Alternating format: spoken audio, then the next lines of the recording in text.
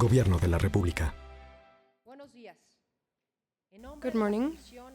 On behalf of the National Hydrocarbon Commission, I would like to welcome you to the broadcast of the proposal, presentation and opening act of the second tender of round 1. To the people here with us at the auditorium, representatives of bidders and the media, as well as public officials from the Ministry of Energy, the Ministry of the Treasury, several agencies of the federal government, representatives of academic associations and the private sector, be welcome. To the audience following us through internet and the satellite broadcast, be informed that from this moment we are broadcasting the proposal, presentation and opening for the second tender of round 1, through which we're going to award shared production contracts for the extraction of hydrocarbons in 5 contracted waters in shallow water, in 5 contracted areas in shallow waters in the Gulf of Mexico. We have the presence of Mrs. Rosa Maria López Lugo, head of the Notary Public Office 223 in Mexico City, to give faith of this act. Here with us is also the head of the internal control organ of the National Hydrocarbon Commission, surveillance body depending on the Public Function Ministry, who will verify that this procedure be done according to what's established in the tender specs for the second call of round 1. Dear audience, before we begin the presentation and opening of proposals for the second tender of round 1, we will conduct the process to validate the envelopes which contain economic proposals and seriousness warranties of each of the bidders. At this moment, you are attesting the beginning of this process. It should be mentioned that before the beginning of this broadcast, and according to order of arrival, representatives of the tenders who are going to participate in this act were registered and got a number through which the submittance of their respective proposals was organized. At the tables at the front of the auditorium, the secretary, the members, and auxiliary members of the Tendering Commission of the National Hydrocarbon Commission are doing the process, requesting each of the legal representatives of the bidders to come to the front of the stage to present their envelopes, which contain the economic proposals and their corresponding certificate of seriousness.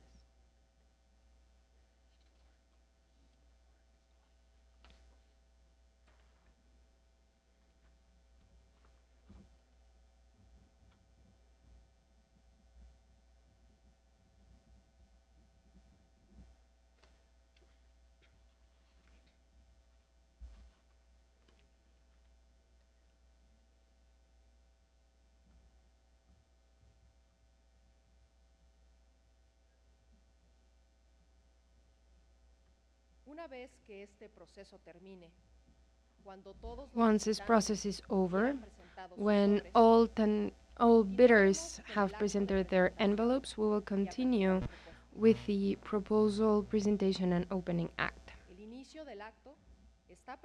The beginning of the act is foreseen for 10 a.m. this morning, with a declaration of formal beginning by the coordinator of the tendering committee and the welcome to this act by the President Commissioner of the National Hydrocarbon Commission.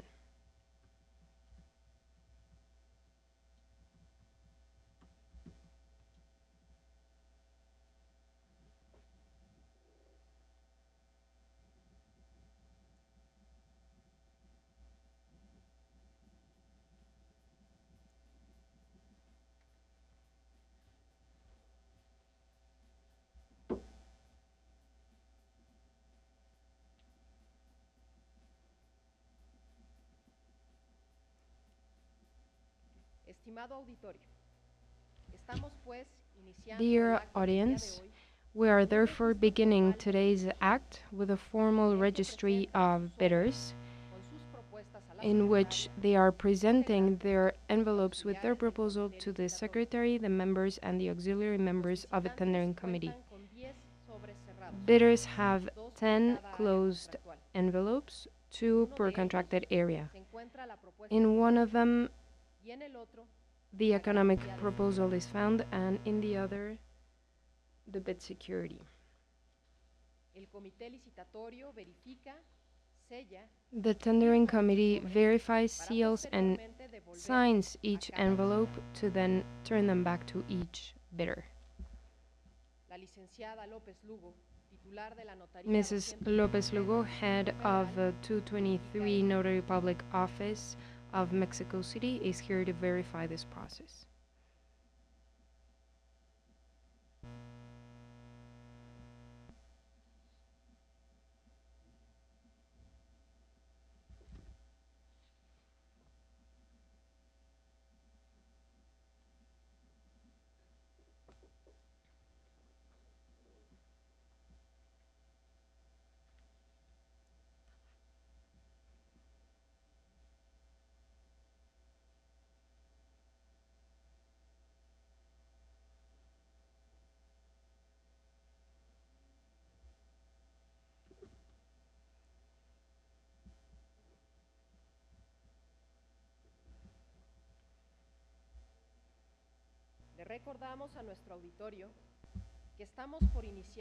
Our audience is reminded that we are about to begin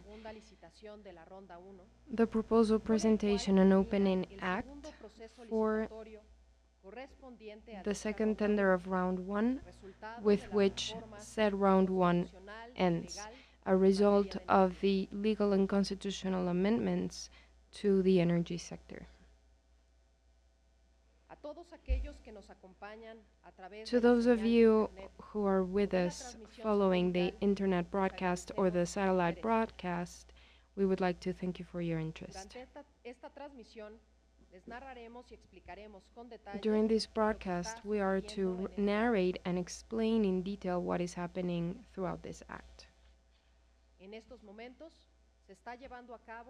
At this moment, we are conducting the validation stage of envelopes containing the economic proposal and the bid security from each bidder.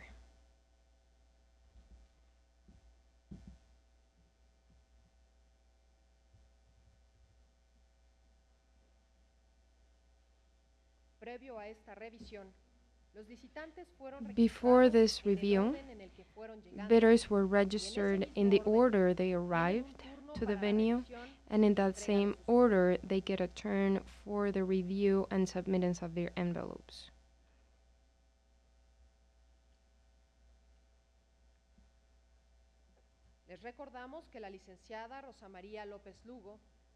We remind you that Mrs. Rosa Maria Lopez Lugo, head of the Notary Public Office 223 of Mexico City, is here to certify all happenings at this venue.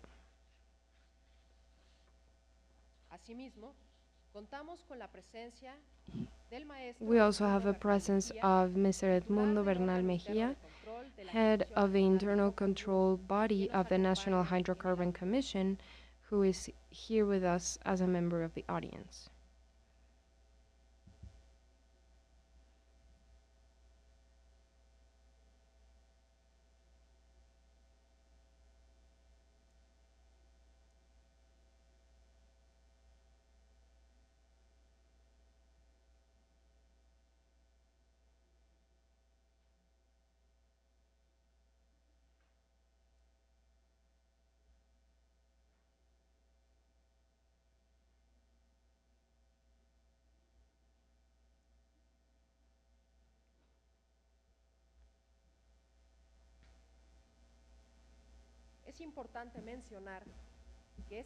It is worth mentioning that this tender process began on February 27th with the issuance of the call to the tender and the tender specifications, which include the shared production contract model, which is chosen for this tender.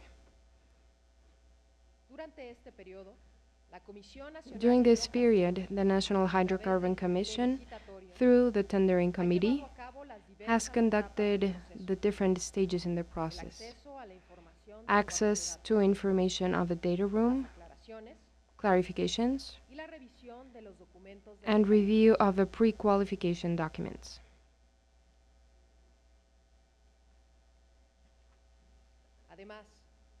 Moreover, according to what is established in the tender specifications, the governing body of the Commission has formalized several acts, such as the determination of pre-qualified companies to participate in the tender, the authorization of the incorporation of financial partners, the modification to the structure of tenders, of bidders, and the amendment to the specifications of this tender process, including terms and conditions of a contract model. Once this act has been celebrated, the governing body of the National Hydrocarbon Commission will formalize the ruling no later than Friday, October the 2nd.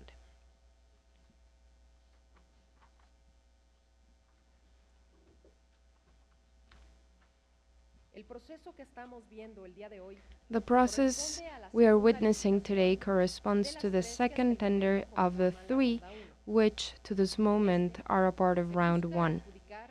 In this, 5 contracted areas are going to be awarded for extraction activities in shallow waters in the Gulf of Mexico. 9 fields make up these contracted areas. The first contracted area includes the Amoca, Tecuali, and Miston fields.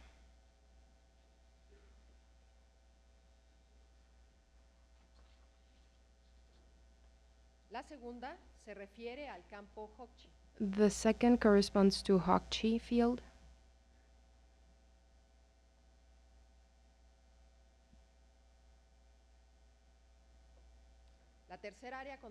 The third contracted area refers to the Shulum field.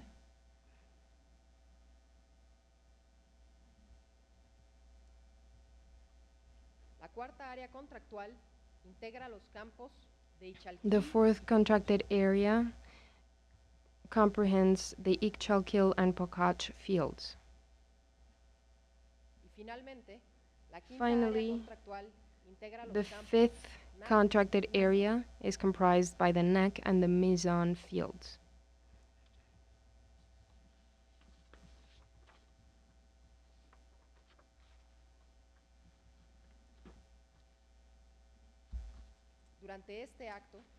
During this act, national and international oil companies are to submit their proposals to seek to operate some contracted area in the Mexican territory, so as to conduct hydrocarbon extraction activity through shared production contracts.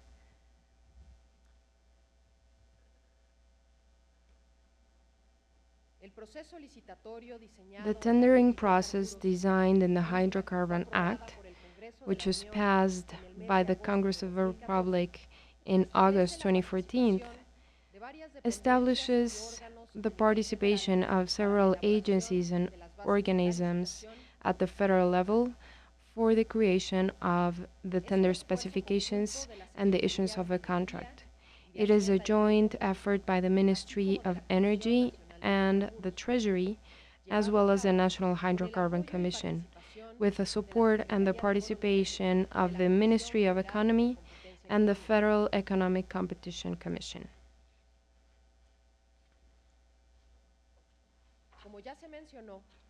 As has already been mentioned, throughout the tendering process, which started on February 27th, there were several reviews and therefore amendments to the tender specifications and the contract vis-a-vis those which were originally published.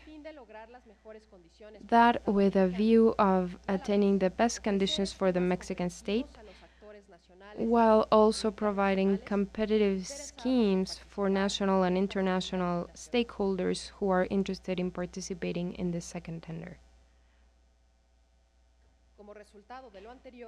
As a result, the governing body of the National Hydrocarbon Commission approved the definite version of the tender specifications on August 25th, which was published the same day on the website www.ronda1.gov.mx, according to the terms of the established procedure.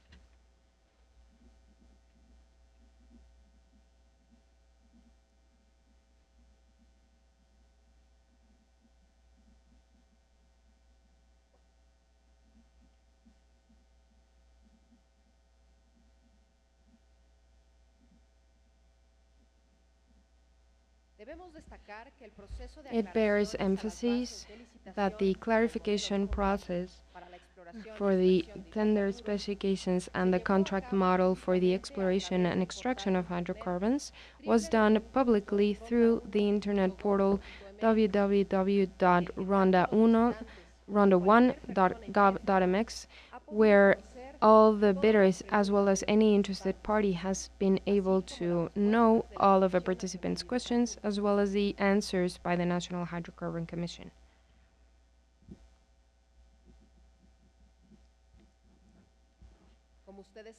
As you know, the tender process is comprised by 3 stages. The first one was access to information on contracted areas contained in the data package. The second stage was a pre-qualification of interested stakeholders. And finally, the third stage, which is taking place today, corresponds to the pre-submittance and opening of proposals by bidders.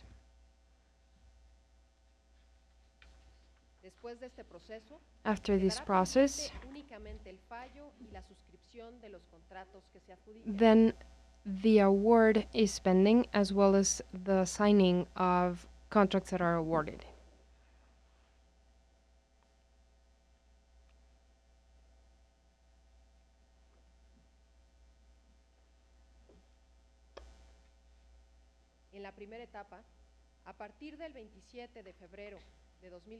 During the first stage, starting February 27, 2015, the Commission made available to interested parties the data package corresponding to the 5 contracted areas which are subject to the second tender in round 1. So as to access information in the data room, those interested parties proved they participate in hydrocarbon exploration or extraction, or they manifested their intention to participate as financial partners. The information in the data package was comprised by the processed 3D seismic surveys, documents on the basin geology, information of regional correlation wells, well registry, and a complete version of a geological atlas created by the National Hydrocarbon Commission.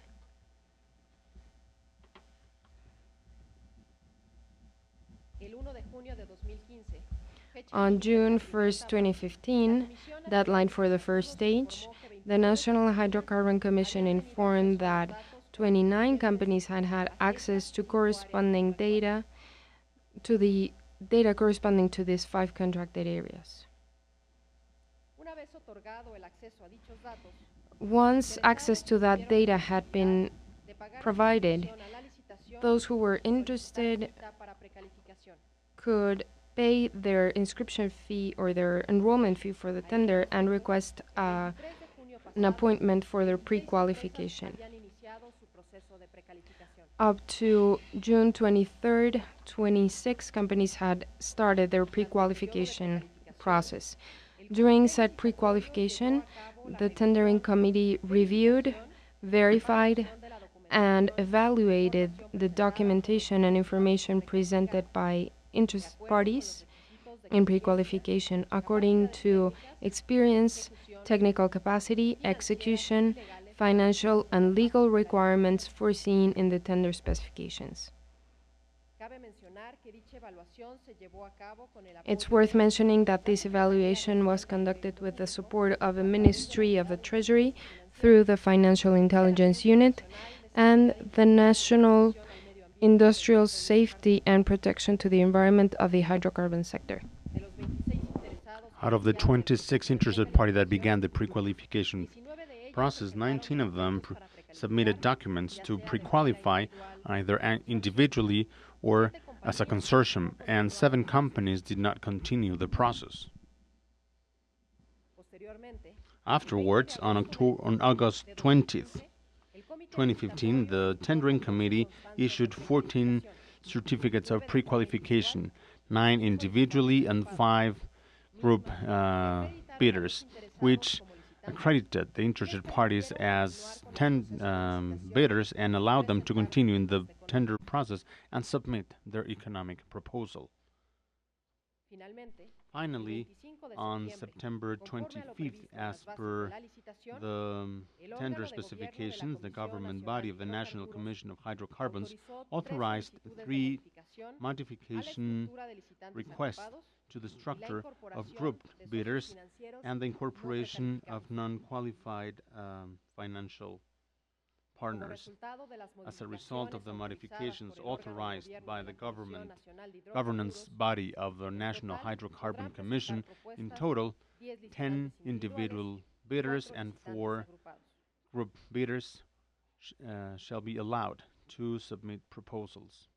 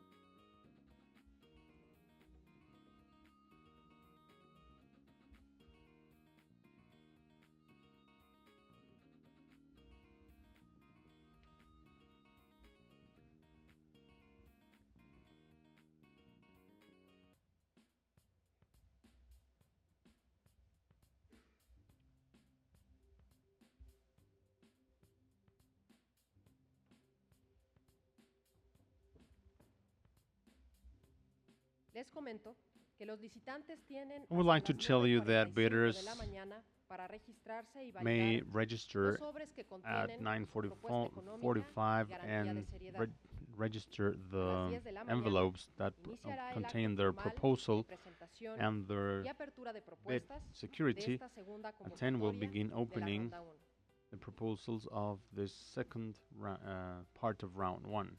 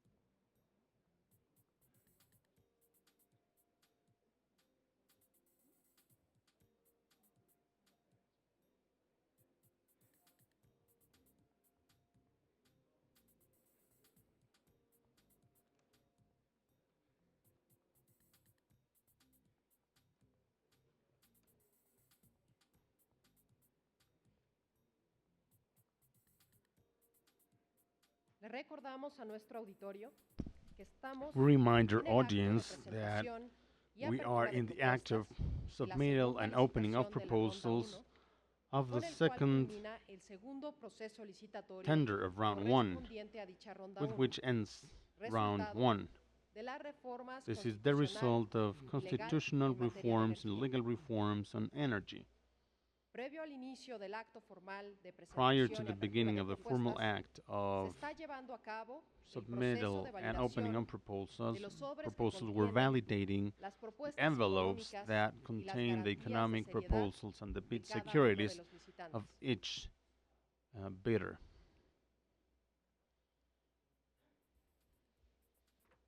On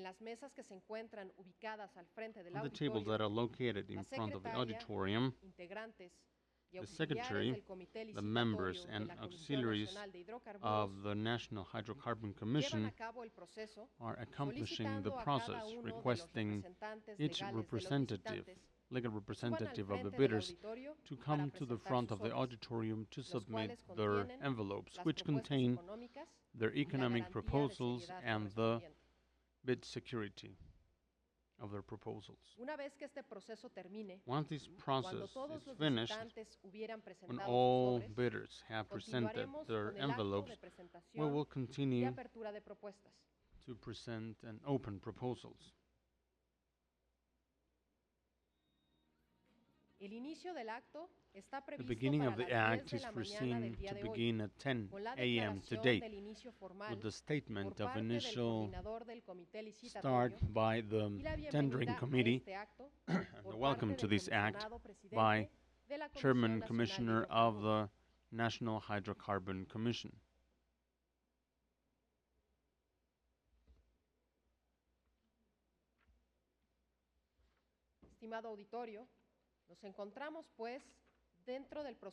We are now within the process of formal registration of bidders, whereby they're presenting their envelopes to the Secretary and the different members of the tendering committee.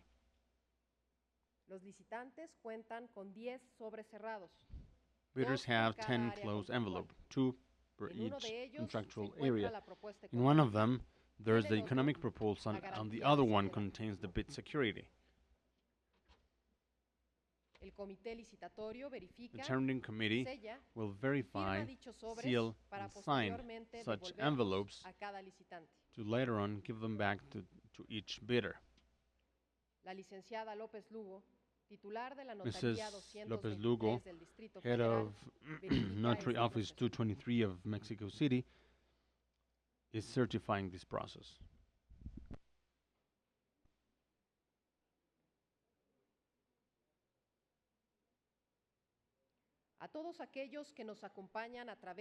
To all those who are joining us through the internet signal or through our satellite broadcasting, we want to thank you for your interest.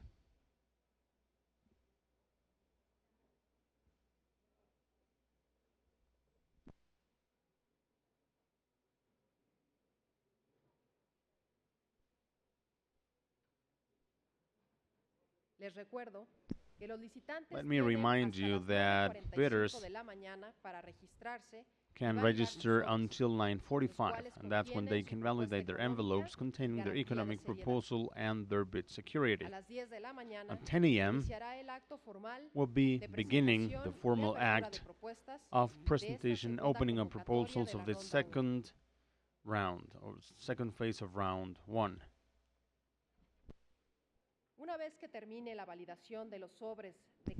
Once the validation of the envelopes of each bidder is done, they will be deposited in the boxes that are located at the front of the auditorium and that you can all see. Afterwards, the members of the tendering committee will begin opening and reading the respective proposals. The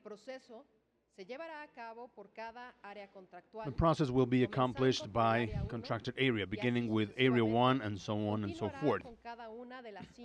This way it will continue with each of the 5 contracted areas in ascending order.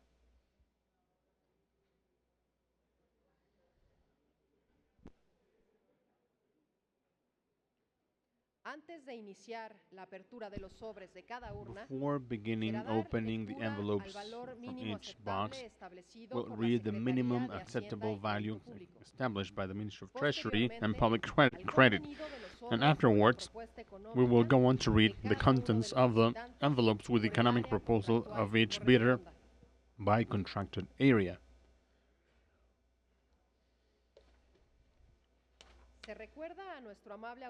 We want to remind our dear audience that last September 11th, 14th, the Ministry of Treasury and Public Credit determined and announced the minimum values corresponding to the variables to award the contracts in the second phase of Round 1 for each contracted area. For purposes of clarity, the minimum acceptable value established by the Ministry of Finance and Public Credit is that value expected by the Mexican value and its participation in the operational profit of each contracted area.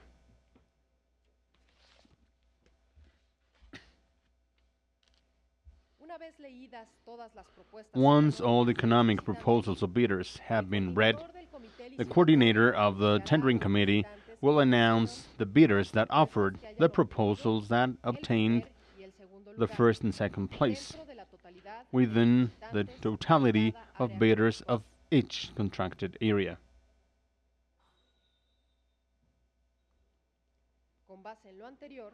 Based on the foregoing, the coordinator of the tendering committee shall declare the winning bidder of each of the areas.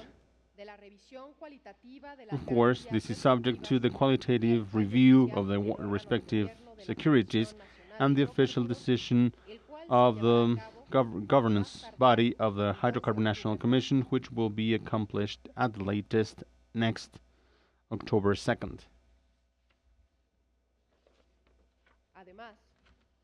Furthermore, the coordinator of the committee shall read the proposals that will be discarded for not meeting the requirements established in the tender specifications, including minimum acceptable values by the Mexican state.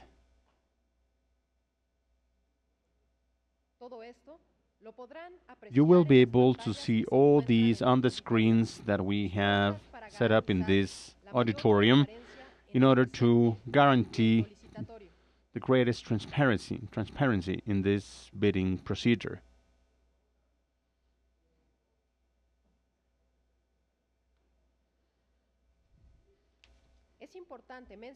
It is important to mention that the economic proposal that will be handed over by bidders is made up of two variables. Number one, the participation of the state, which is the percentage of operational profit that the bidder offers the state. And number two, the percentual increase in the minimum working program, which refers to the variable that indicates additional work to the minimum program of work required that the bidder is willing to execute.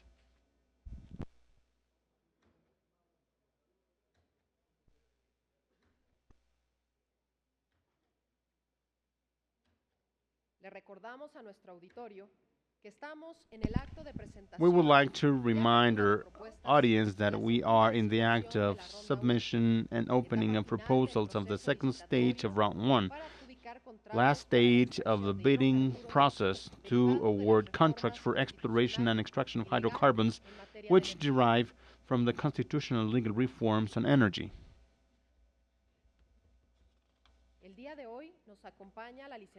Today, with us is Mrs.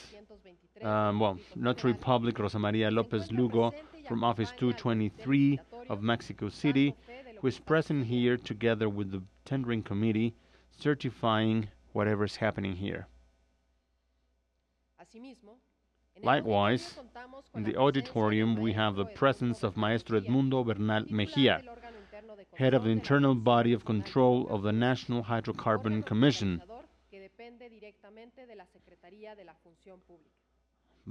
surveying body that depends directly on the Ministry of the Public Function.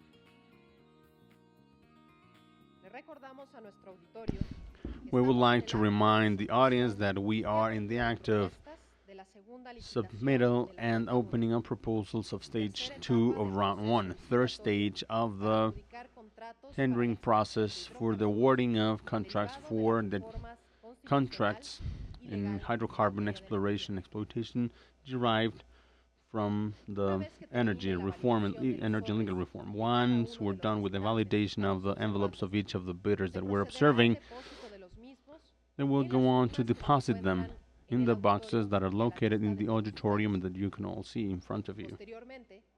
Afterwards, the members of the tendering committee shall begin opening and reading the respective proposals.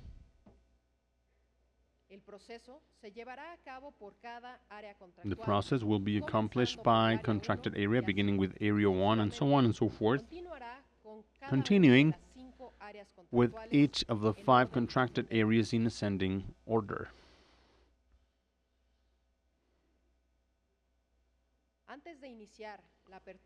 Before beginning opening the envelopes of each box, the minimum acceptable value established by the Ministry of the Treasury and Public Credit will be read, and then the contents of the envelopes of the economic proposal of each bidder by contracted area.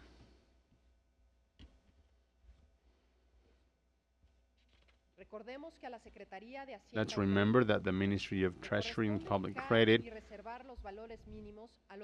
has the attribution to fix the minimum attributes to which these activity contracts will be subject, activities of exploration and extraction of hydrocarbons.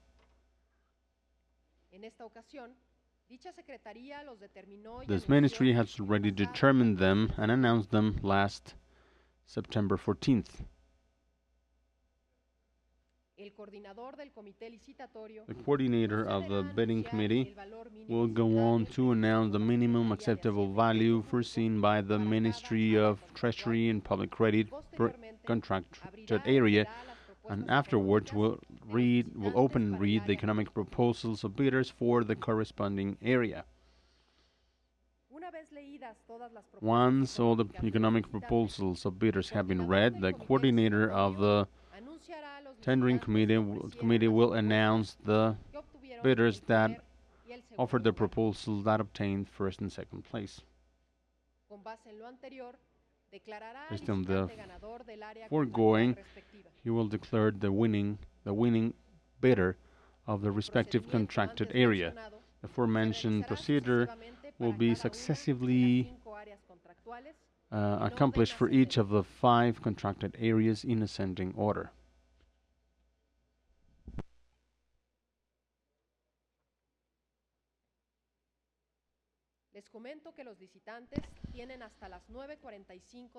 Bidders can register by 9:45, and that's their deadline to register and validate the envelopes that contain their economic proposal and tender security.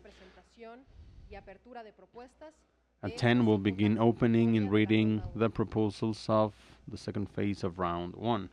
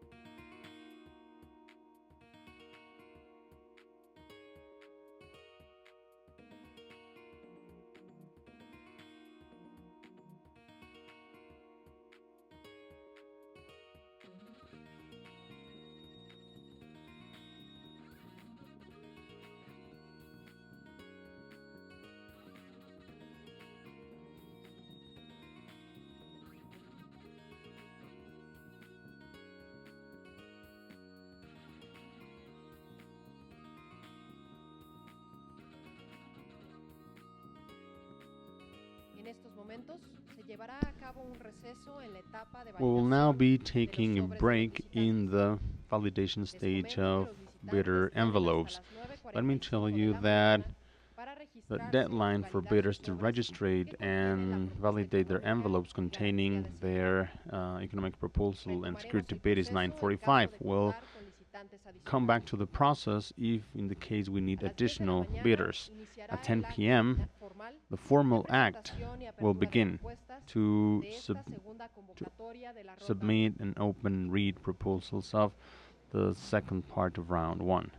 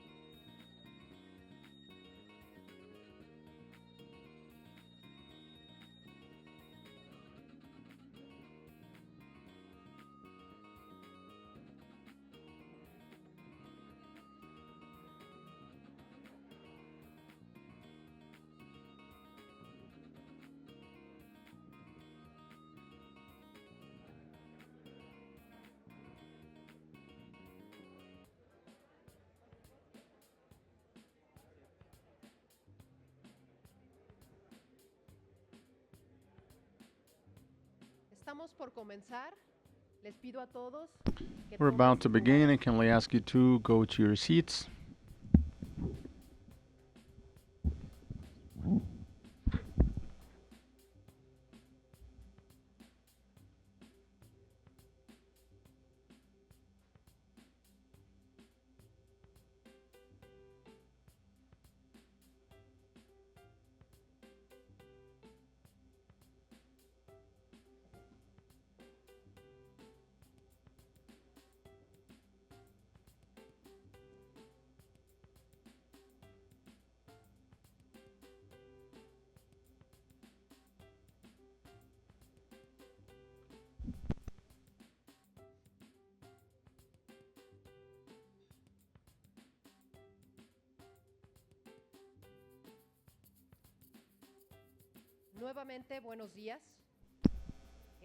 Good morning once again.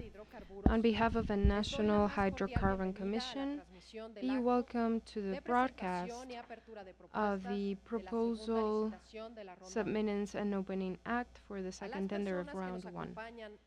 To those of you who are here with us at the auditorium, representatives of the bidders and the media, as well as public officials of the Ministry of Energy, the Ministry of the Treasury, agencies of the federal government, representatives of the legislative power, academic institution, social organizations, and private sector, be welcome. To the audience following us through the internet broadcast and the satellite broadcast,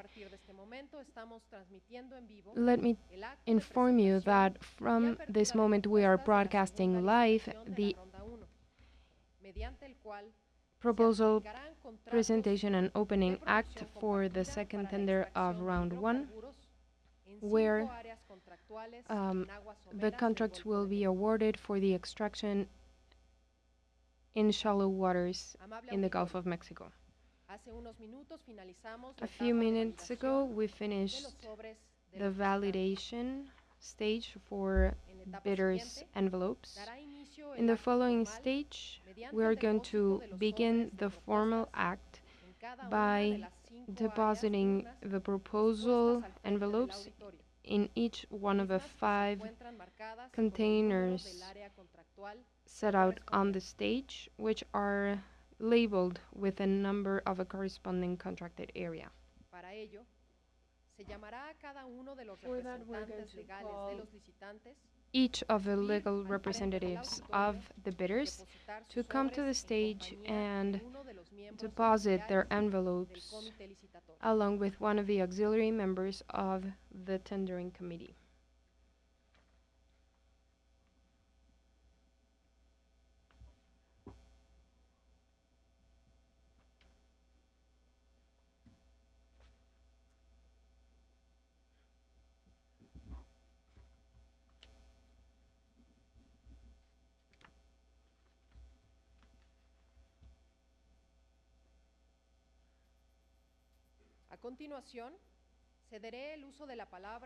Now, I'm going to give the floor to Mr. Martín Álvarez Magaña, coordinator of the tendering committee, who is to formally inaugurate this act.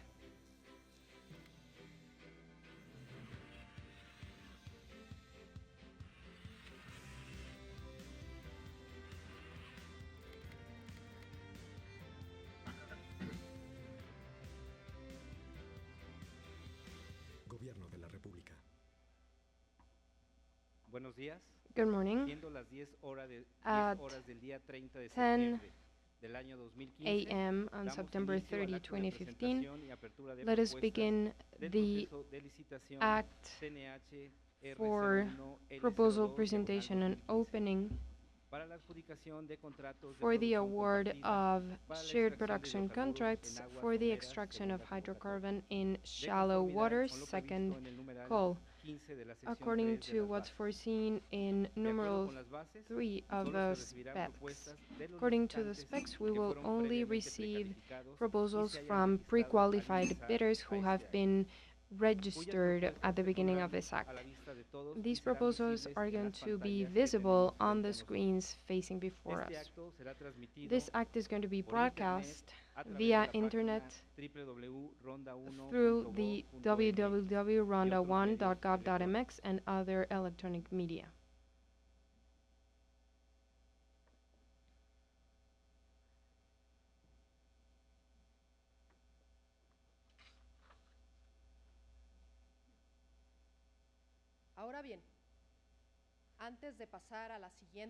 Now, before we go on to the next stage, I'm going to introduce to you the top authorities of this coordinated regulating body for energy.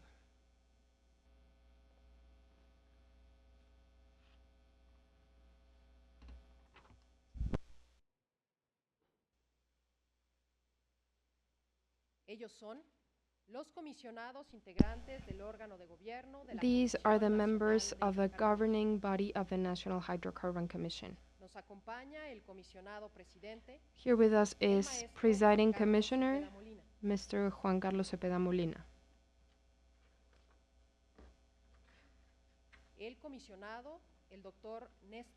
Commissioner Héctor Martínez Romero.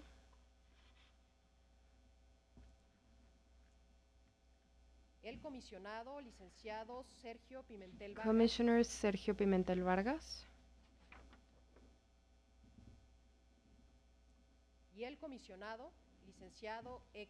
And Commissioner Héctor Acosta Félix.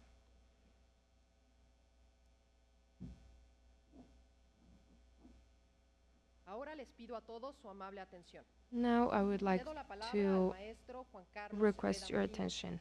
I'm going to give the floor to Mr. Juan Carlos Cepeda Molina, Presiding Commissioner of the National Hydrocarbon Commission, who is going to give us a welcoming address.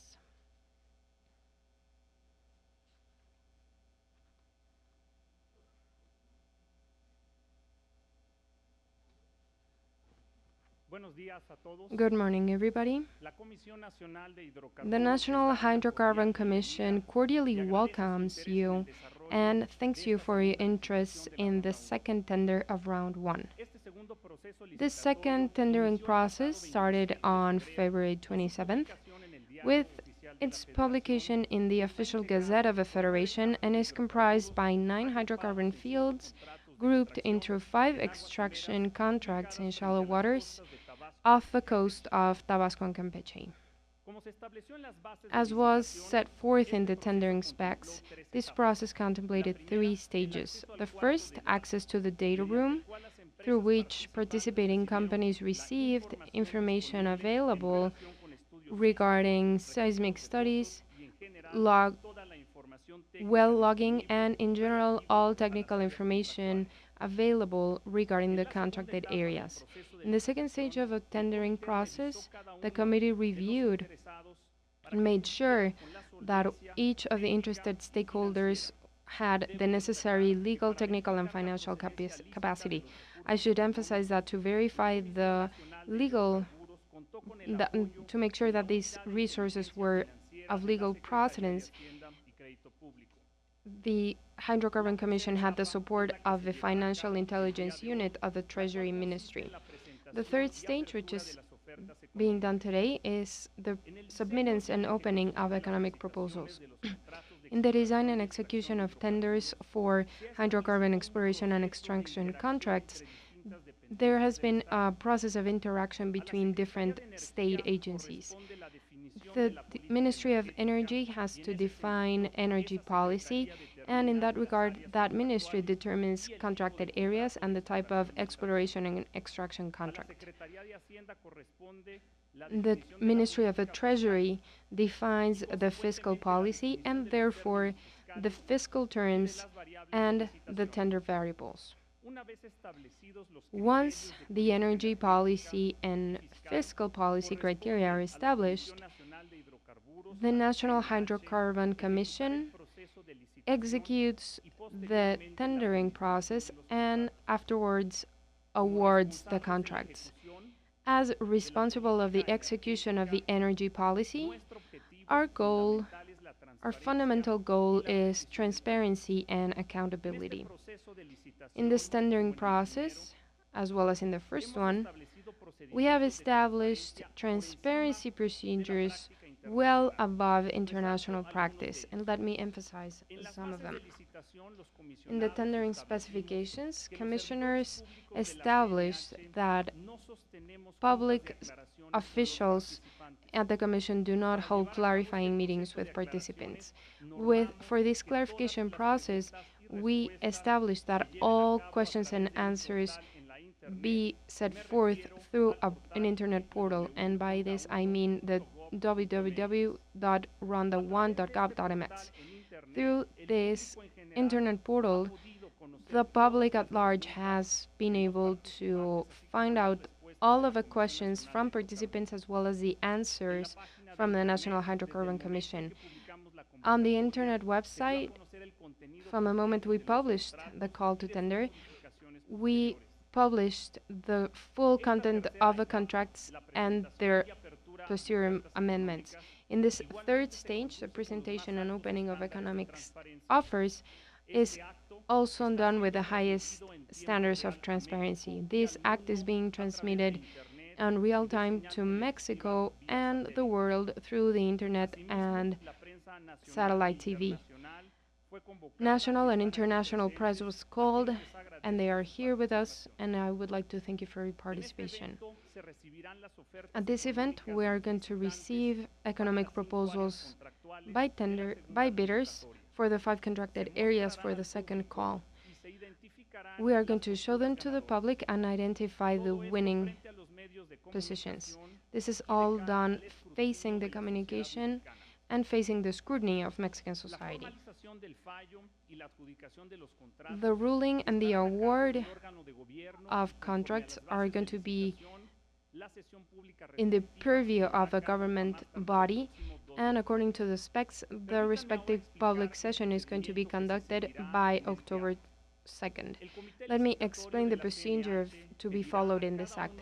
The tendering committee of the National Hydrocarbon Commission will ask each of the bidders to come up to the stage and put your envelopes containing the economic proposals and bid securities for each contracted area. Once the envelopes are in the boxes, the coordinator of the tendering committee is going to open and read the economic proposals by bidders for each contracted area.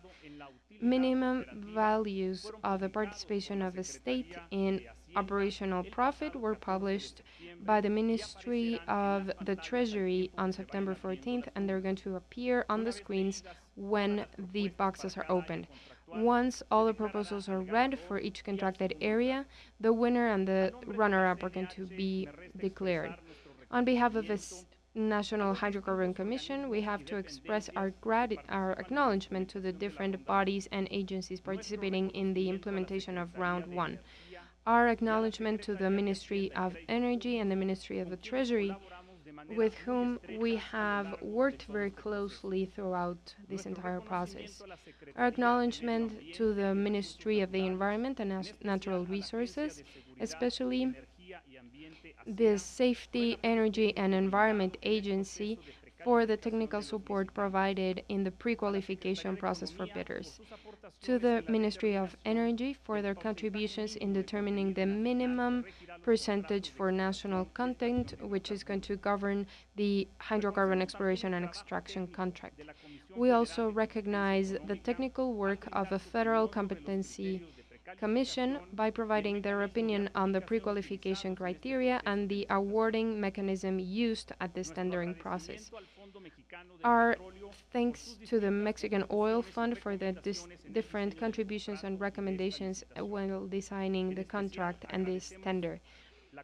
We would like to especially thank the collaboration and support of Channel 11 for the production and broadcast of this act, the Federal Electricity Commission, the Ministry of Communication and Transport, and Bansefi.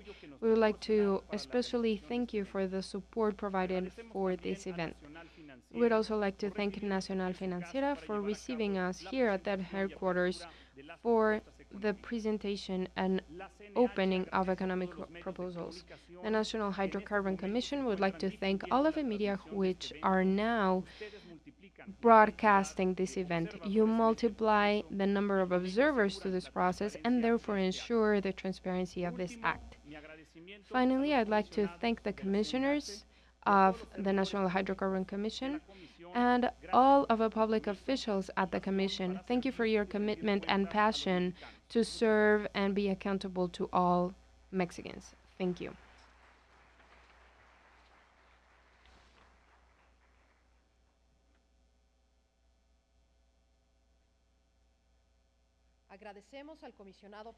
We thank the presiding commissioner for his words, as well as the presence of the authorities of the governing body of the National Hydrocarbon Commission.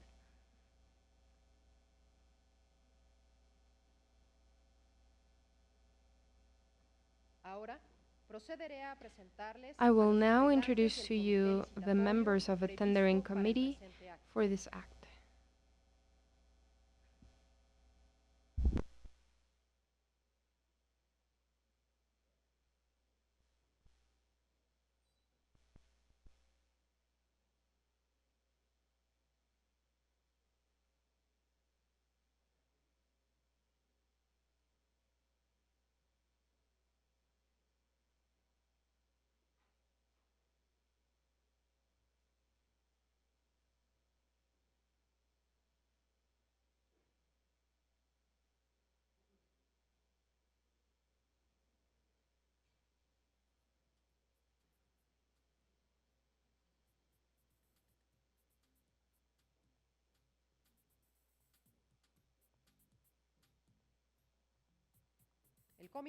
El comité licitatorio lo preside el licenciado Martín Álvarez Magaña, coordinador del comité licitatorio.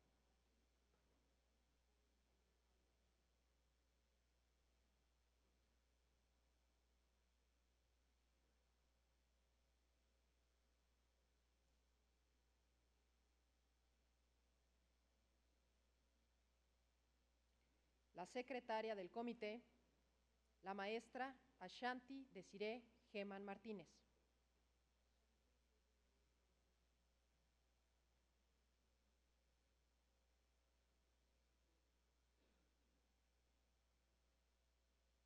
Como miembro integrante de dicho comité, se encuentra con nosotros el licenciado José Isaac Nequis Rosales.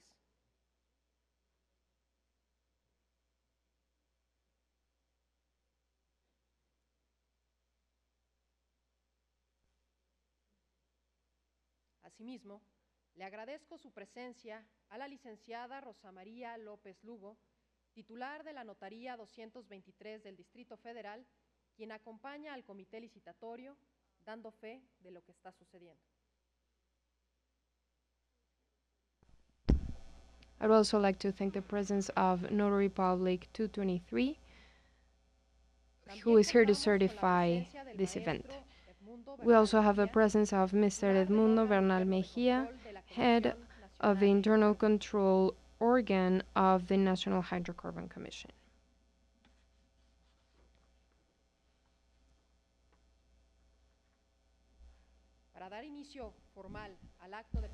To formally begin the proposal submittance and opening act, I'd like to give the floor to Mr. Martín Álvarez Magaña, General Director of Tenders and Coordinator of the Tendering Committee.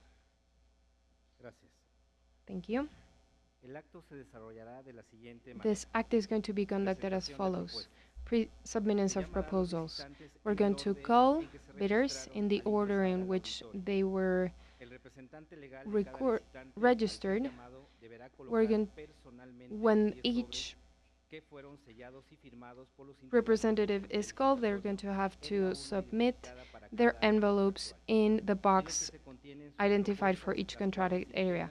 This envelope is going to be comprised by two envelopes. One, their economic proposal, and two, their proposal of cash payment in case of a tie. Envelope number 2, bid security, which guarantees proposals for each contracted area to which a proposal is presented. it'll be enough if the original is in the envelope for contracted area number 1. And for the others, it'll be enough to provide a copy. Opening and evaluation of proposals. The opening and evaluation is going to start with contracted area number 1, and so on and so forth. When we announce each contracted area, we're going to give a brief explanation on their characteristics, and then we're going to mention minimum acceptable values for the contracted area determined by the Ministry of the Treasury on September 14th, according to what's foreseen in numeral 16.1 of the specifications, which are going to be shown on the screens. Afterwards, we're going to open the proposals for the corresponding contracted area in order of registry. The member of a committee is going to take proposals from each box and separate envelopes containing the economic proposals from those containing bid security. The secretary of the committee is going to open the envelope containing bid security, and together with a member of the committee they're going to verify the number of a bidder according to the pre-qualification certificate guaranteeing the corresponding contracted area in favor of the National Hydrocarbon Commission for an amount of $1 million and with a validity of 90 calendar days starting today up until December 28th, 2015. I'm going to open, review, and read the economic proposals of the bidders, publishing their proposals or saying that they are not presenting proposals, and the results are going to be shown on the screens. If during the opening we see that some requirement is not being complied with, we're going to dismiss this proposal according to what's foreseen in numeral 17 of the specifications. When we finish opening the proposals, we're going to give a brief explanation on the content of the proposals presented by bidders on the screen. Afterwards, given the results reflected on the screens, I will declare who the winner and the runner-up is. Or, if the weight values of two or more proposals are equal, a tie will be declared, and in that case, I will open the envelope containing the cash proposal from bidders who are tied, showing its content on the screens. The winner will be the bidder who offered a greater amount. If there is a tie, the winner will be determined by insacculation. For that, I will assign a different number to each bidder who is going to be put in a box with the help of the head of Notary Public's office number 223 in Mexico City. The secretary of the committee is going to extract a first number which will correspond to the winning bidder, and the second for second and third places, also with the help of Notary Public number 223 in Mexico City. When we finish providing the names of the first and second places, we're going to repeat the same steps for each area. We're going to create a record showing the winning and the runners-up and dismissed proposals, as well as the development of this act. This record is going to be published on the website www.ronda1.gov.mx and will be signed by myself and the secretary of the committee. Return of bid securities. At the end of the act, at the table where you registered, the losing bidders are going to be able to take their bid securities for the areas that they didn't win. Award and ruling. The tendering committee is going to present the governing body of the National Hydrocarbon Commission the results of proposals no later than October the 2nd for it to issue the corresponding ruling and declare the award of each contract. Said ruling is going to be published in the official Gazette of the Federation as foreseen in numeral 18 of the specifications. According to the development of the Act, let us begin with presenting the proposals by bidders. So I would like to ask bidders to have their envelopes ready, which they're going to put in each box. Bidders are going to be helped by personnel of a National Hydrocarbon Commission for depositing their envelopes. Now I'm going to call the representative of DOSHA, Manfred Bugman, to please come up to present your proposals.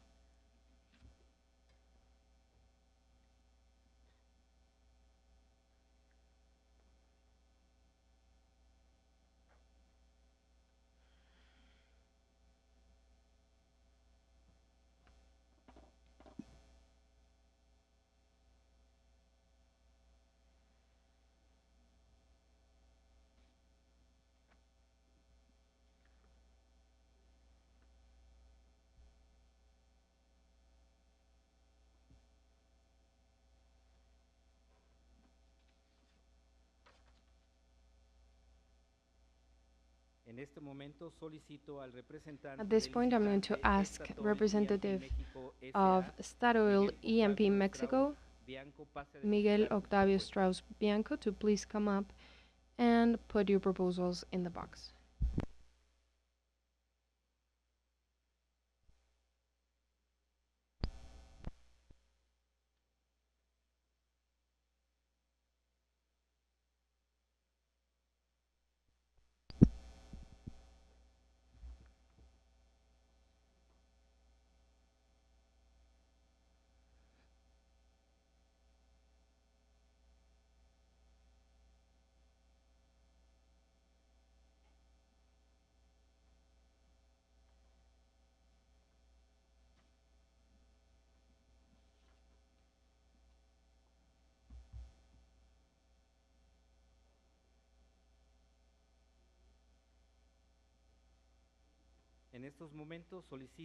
At this point, I'd like to request bidder Pan American Energy, LLC, in consortium with E&P Hydrocarburos and Servicios, to please come up and deposit your proposals.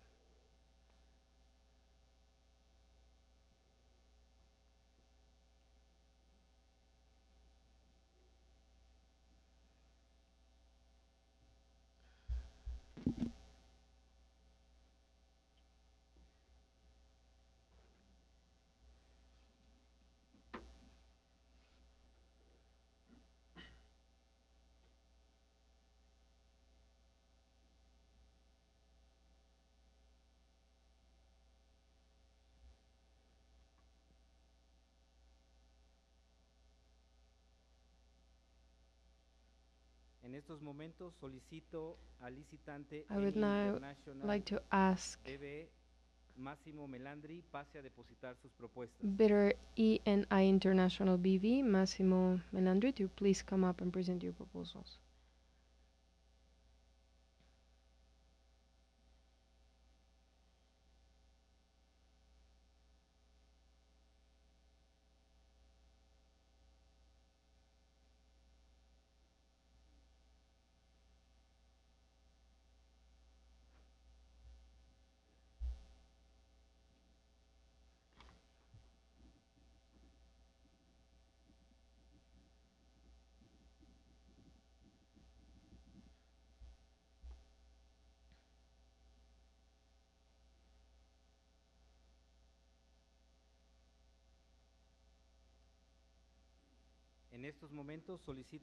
At this point, I'd like to request the representative of Petronas in consortium with Galp Energia E&P BV to please come up and submit your proposals.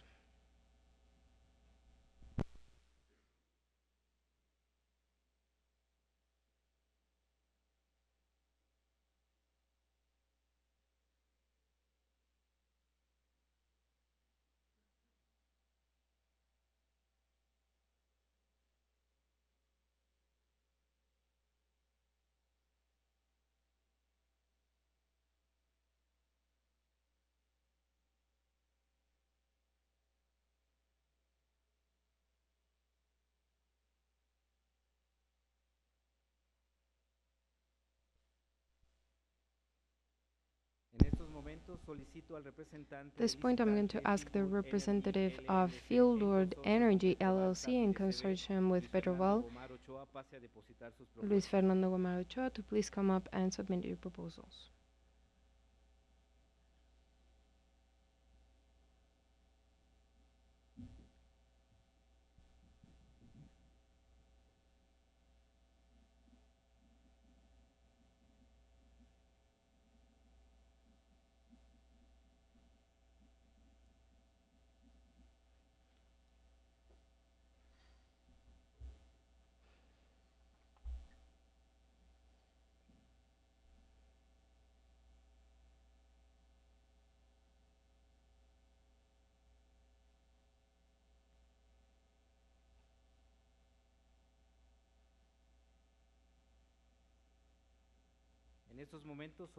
At this point, I'm going to request a representative of Talos Energy LLC in consortium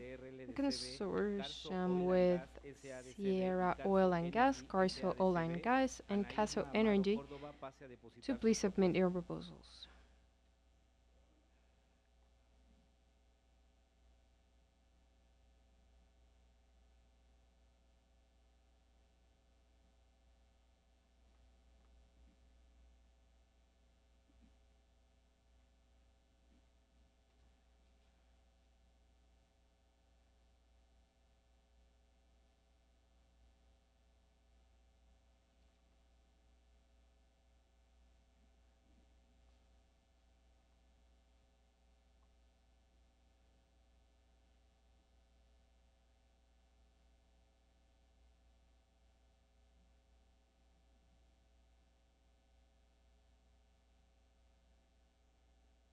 At this point, I'm going to request a representative of Lukoil Overseas Netherlands, Xenia Baumgartner, to please submit your proposals.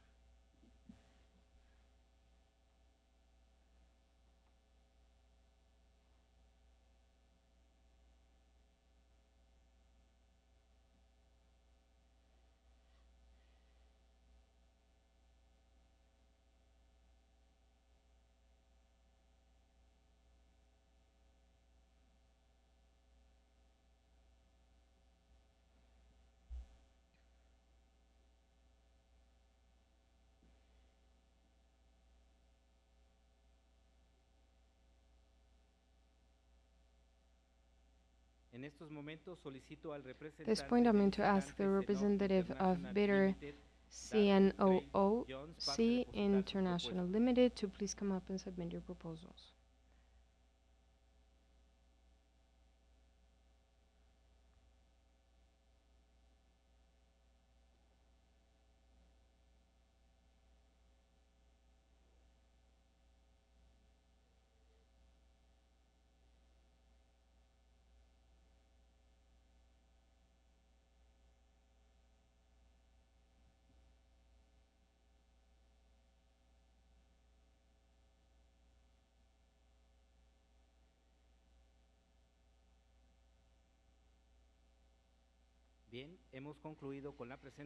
We have concluded the submittance of proposals by the 9 bidders who registered.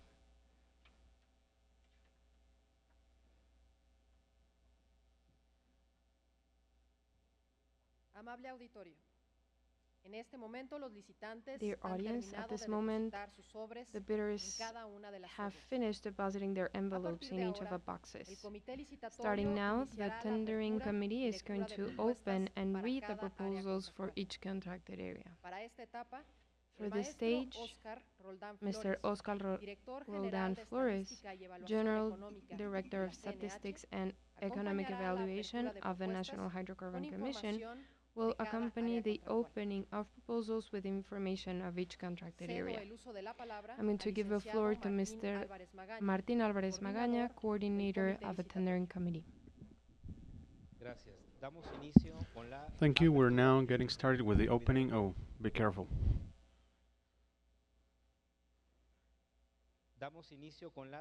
We're now getting started with the opening and assessment of the proposals. Let me remind you that the head of Notary Public Office 223 of Mexico City, Rosa Maria Lopez Lugo, will be certifying or attesting to the veracity of this act. We'll begin with the opening of the proposals for contracted area number 1.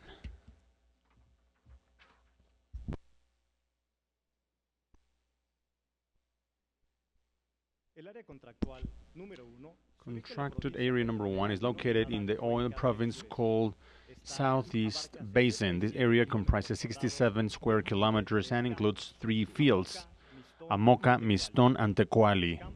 Such fields contain 2P reserves of 107 million barrels of light oil and 69 billion of barrels of gas, which are stored in the Pioceno with at 33 meters of depth. Minimum acceptable values for contracted area number 1 determined by the Ministry of Treasury and Public Credit are: value for state participation in operational profit 34.8, percentual increase in the minimum program of work 0. Right now I request the member of the committee to extract from the box the proposals of bidders and separate the envelopes that contain to separate economic proposals from bid securities.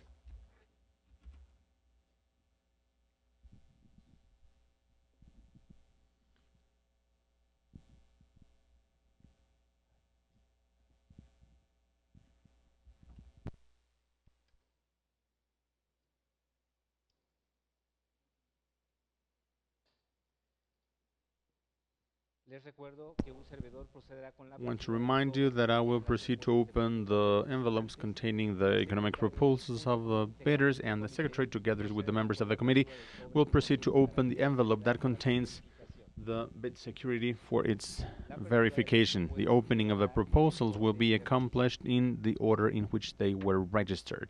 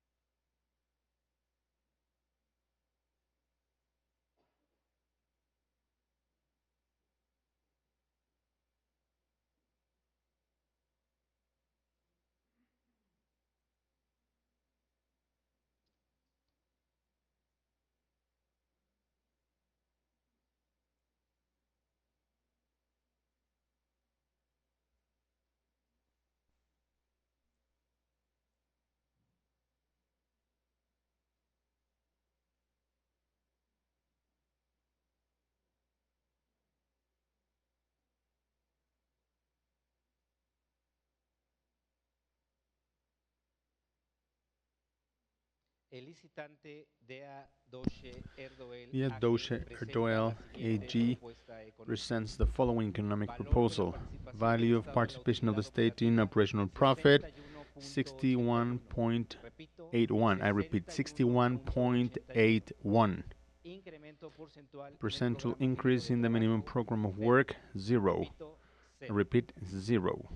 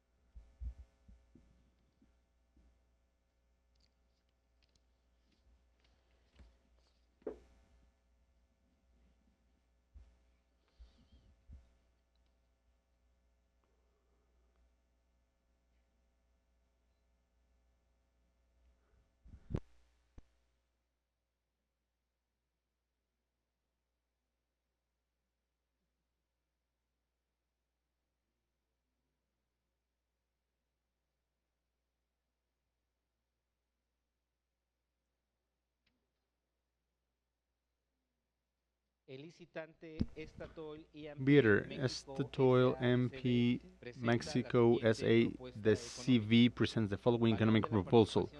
Value of state participation in operational profit 66.0. I repeat, 66.0. Percentage increase in the minimum work program 0. I repeat, 0.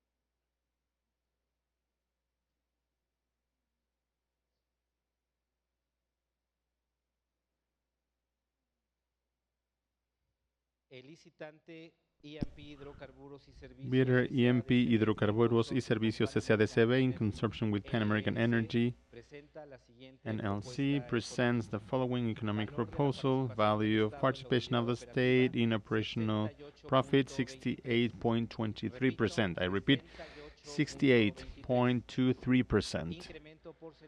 Percentage increase in the minimum program of work 34. I repeat, 34.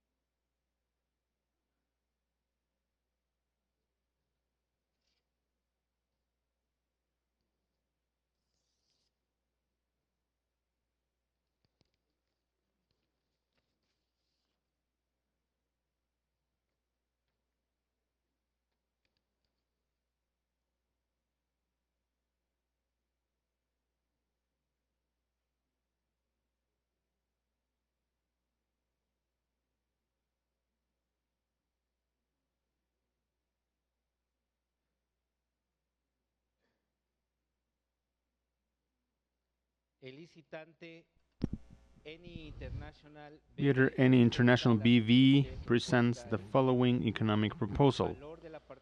Value of state participation in operational profit 83.75. I repeat, 83.75. Percentage increase in the minimum work program 33. I repeat, 33.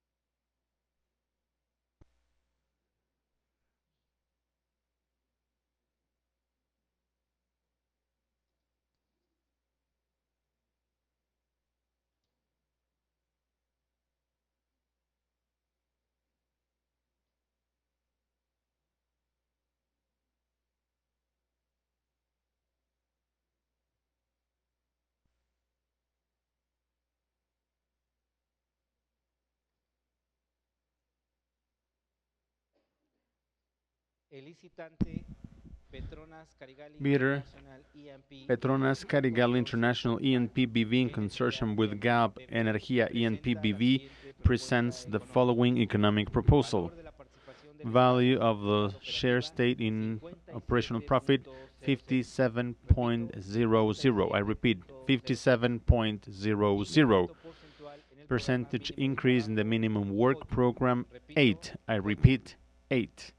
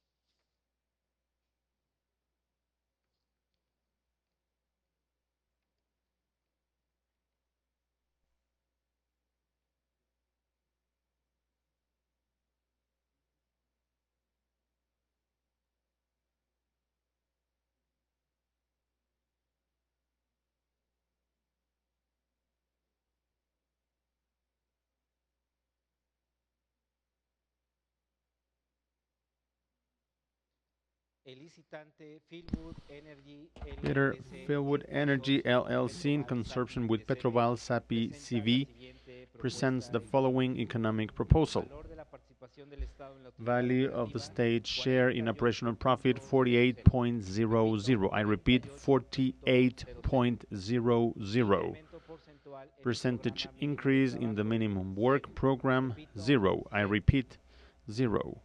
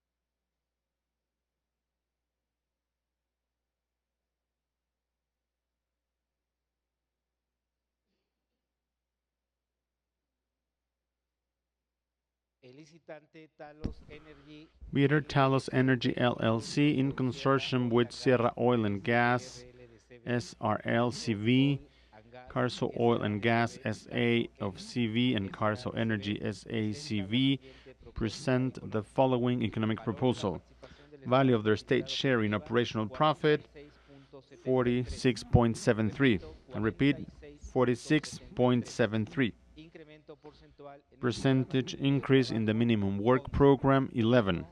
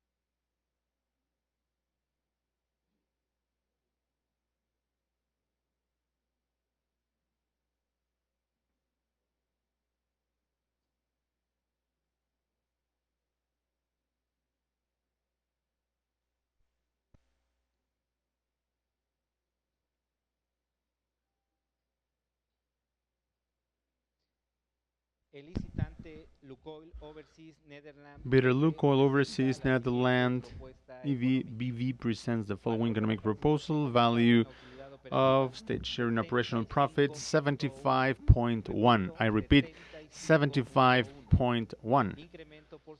Percentage increase in minimum work program 0. I repeat, 0.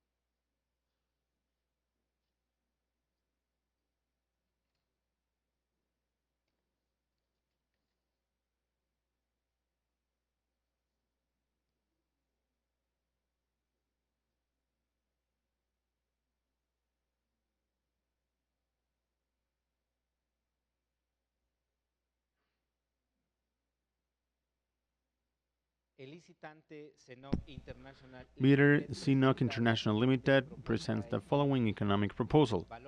Value of state share in operational profit 54.60%.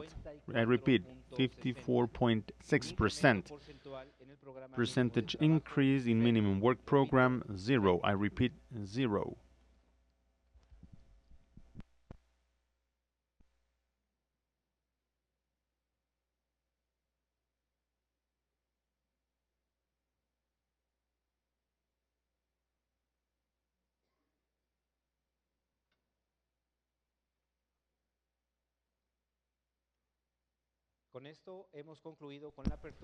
With this, we have finished opening the proposals of bidders for contract area number 1.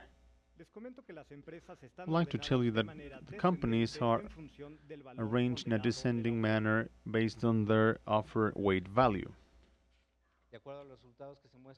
According to the results on the screen, the winning bidder is Eni International.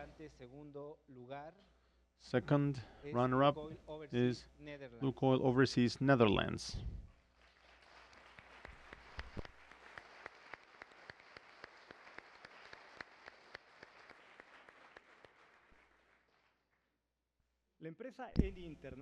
Eni International BV is a company originally from Italy. Its main partner is the Italian government with 30.1% of share. The rest of the actions are listed in the stock of Exchange of New York. The main activities is exploration and extraction of hydrocarbons, among other related activities. This moment, I request the box of contract area number 1 to be removed, and we begin opening the envelopes for contract area number 2.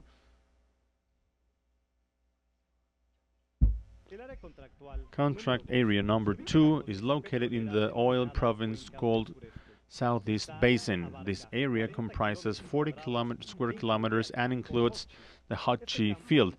This field contains 2P reserves of 61 million barrels of light oil and 29 billion of cubic feet of gas, which are stored in sands of the tertiary period with a depth flow of 28 meters. Minimum acceptable values for contract area 2 determined by the Ministry of Treasury and Public Credit are: value of share in operational profit 35.9%. Percentage increase in minimum work program 0. At this moment, I request the member of the committee to start extracting the proposals of the bidders by separating proposals of economic proposals from bid securities.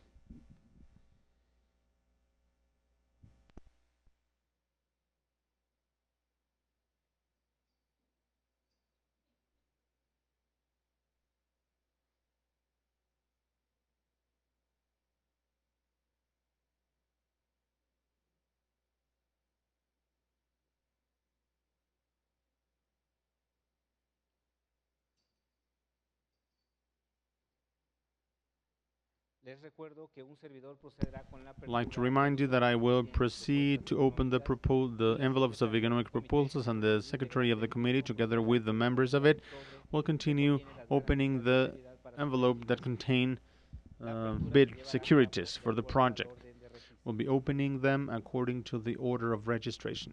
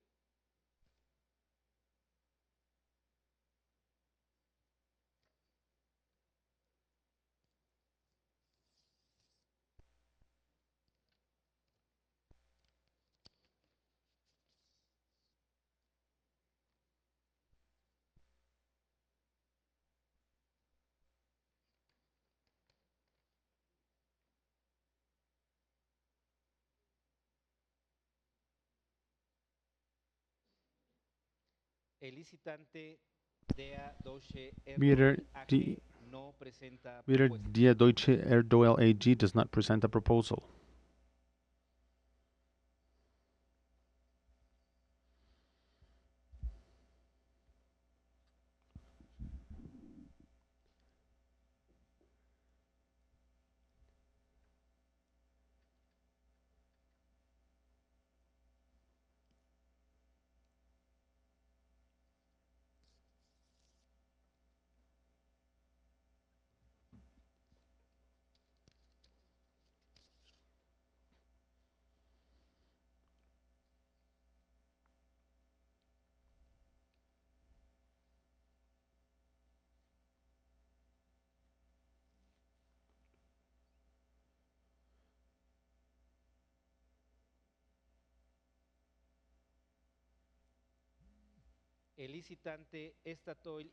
Bidder Statoil E&P Mexico presents the following economic proposal. Value of state share in operational profit 61.0.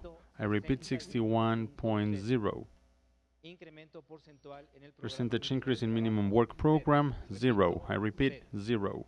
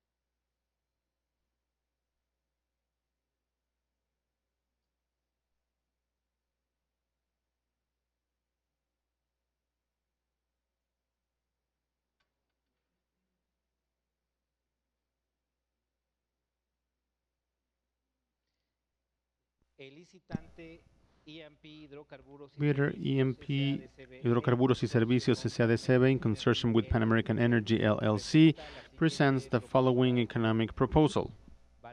Value of state share in operational profit 70.00. I repeat, 70.00. Percentage increase in minimum work program 100. I repeat, 100.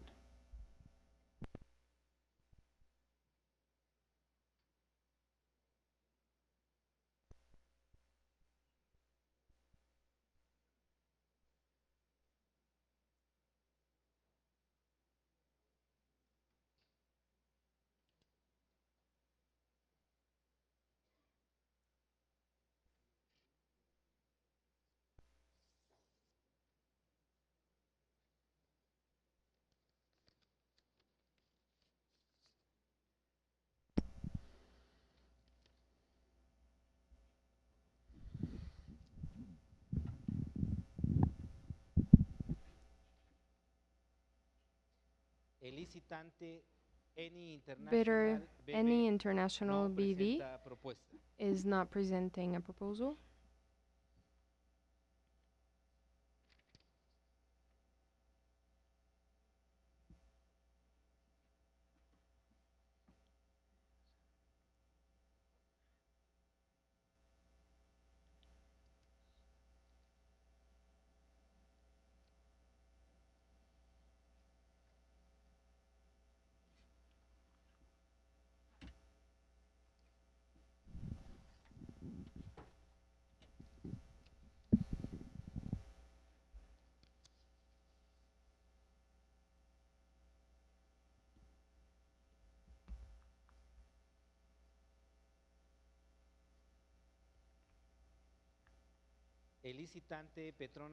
Bidder Petronas, Carigali, E&P BV, in consortium with Galp Energy, E&P BV, is not submitting a proposal.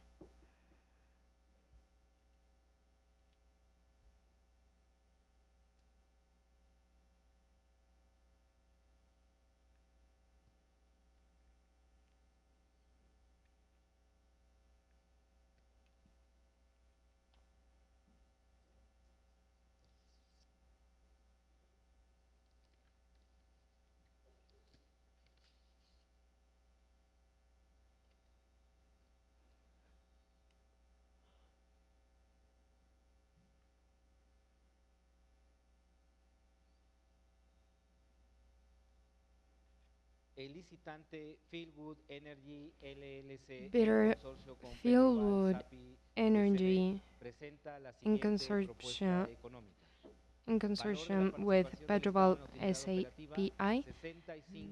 Value of state share in operational profit, 65.00. I repeat, 65.00.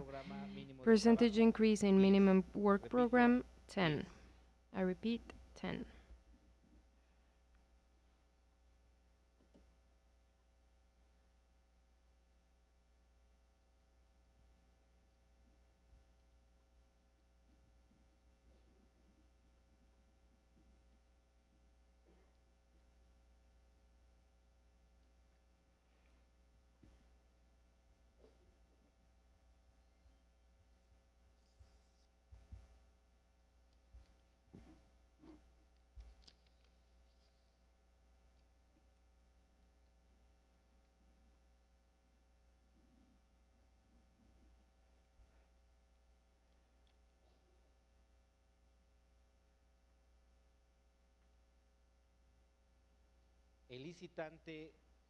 Bidder, Talos Energy LLC, in consortium with Sierra Oil and Gas, SDRL, DCV, Carso Oil and Gas, SA and CV, and Carso Energy, presents the following economic proposals. Value of state share in operational profit, 63.84. I repeat, 63.84. Percentage increase in minimum work program, 11. I repeat, 11.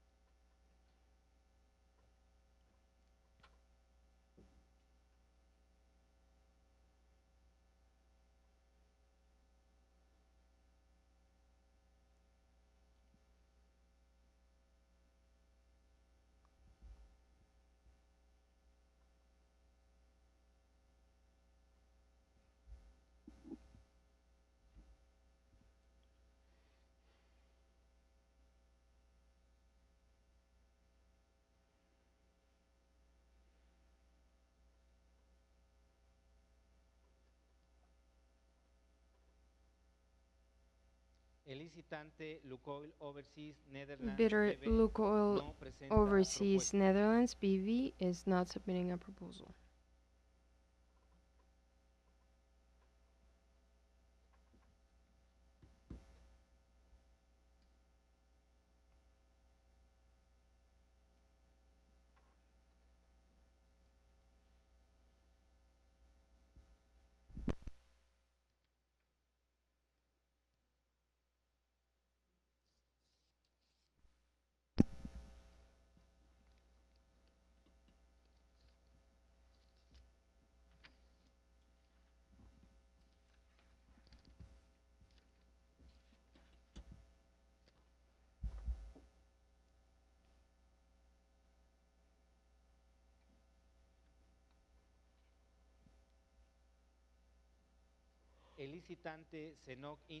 Bidder is Senoc International Limited, presents the following economic proposals.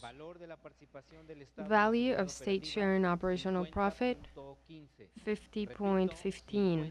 I repeat, 50.15. Percentage increase in minimum work program, 0. I repeat, 0.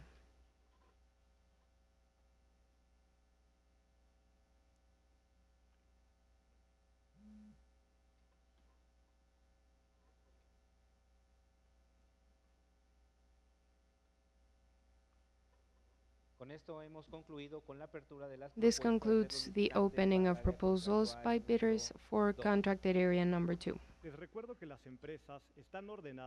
I remind you that companies are organized in a descending fashion according to the weighted value of a proposal. According to the results shown on the screen, The winner is Pan American Energy LLC in consortium with EMP Hidrocarburos y Servicios.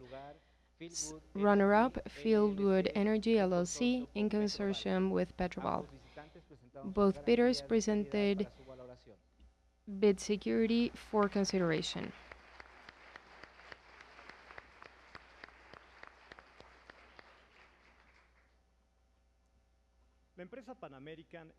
Pan American Energy LLC hails from Argentina. The main stakeholders are BP Argentina Exploration Company, Bridas Corporation, Bridas Investment, and PP Alternative Energy North America. Their main activities are exploration, hydrocarbon exploration and production. The company Exploración y Producción Hidrocarburos y Servicios, SARCV, is from Argentina. Main stakeholders are Energy Development and Investment Corporation and Energy Development and Investment Corporation Spain, SCL. Their main activities are hydrocarbon exploration and production. At this moment, I request the box for contracted area number 2 be removed, and we're going to open proposals by bidders for contracted area number 3. Contracted area number 3 is in the oil province called Southeastern Basins. This area encompasses 59 square kilometers and includes the Shulum field. This field has 2P reserves for 17 millions light oil and 2 billion cubic feet of gas. These hydrocarbons are in Cretaceous rocks with 102-meter flow depth. Values established by the Ministry of the Treasury are value of state share in operational profit, 30.2, percentage increase in minimum work program, 0.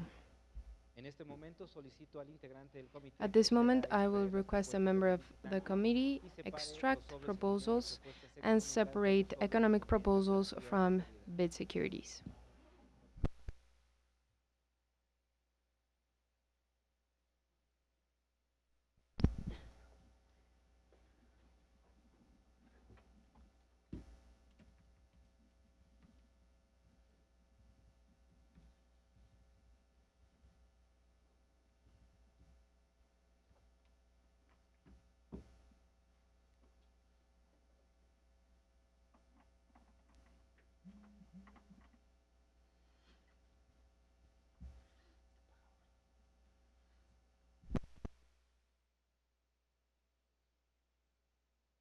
Les recuerdo que un servidor proceda con la apertura de los sobres que contienen las propuestas económicas de los licitantes y la secretaria del comité junto con el The secretary of the committee, along with a member of the committee, are going to open the envelope containing bid security for its review. The envelopes will be opened according to the order in which they registered.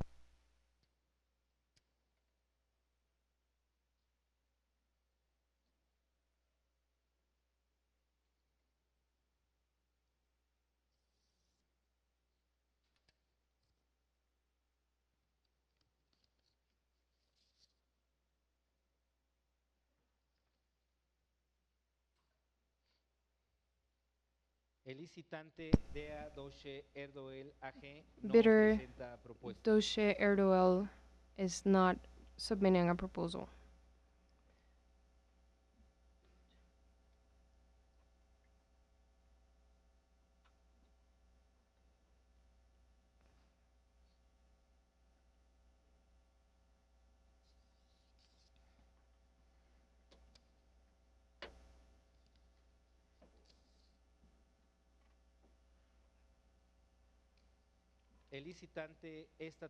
Bidder Statoil E&P Mexico does not submit a proposal.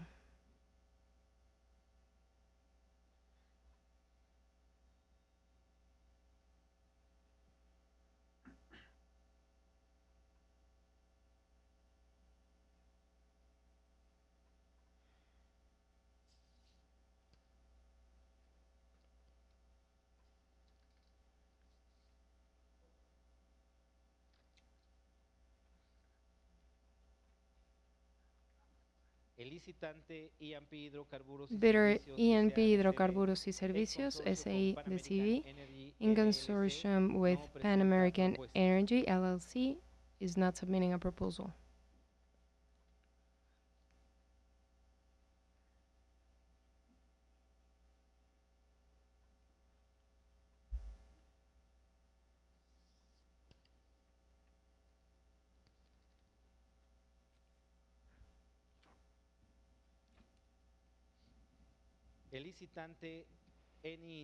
Bidder E&I International BV did not submit a proposal.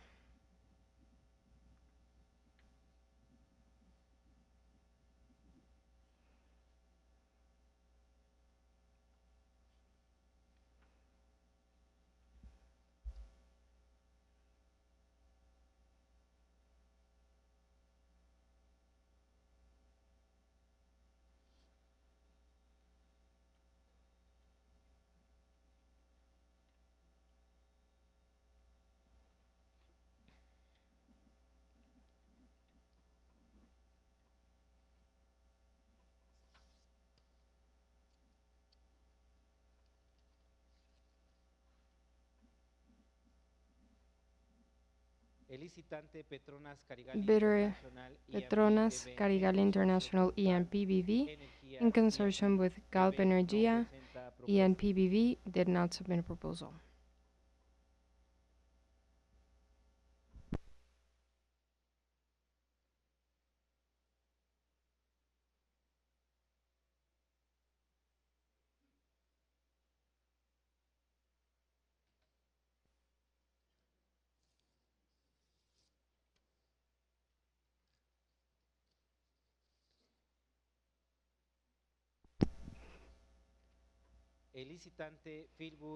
Bidder Fieldwood Energy LLC, in consortium with Petrobal Sapi of CV, did not submit a proposal.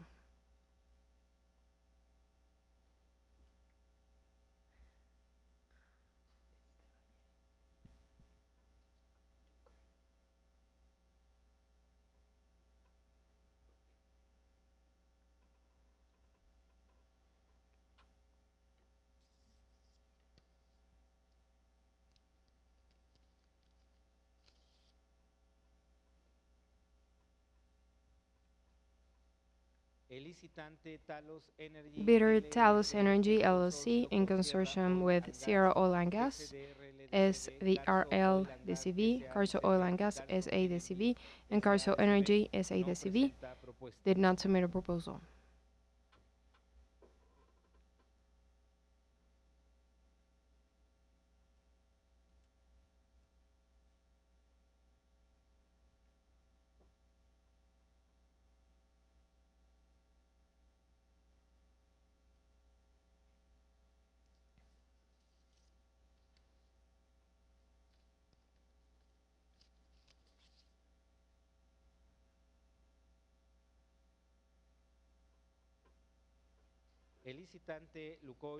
Bidder Lukoil Overseas Netherlands BV did not submit a proposal.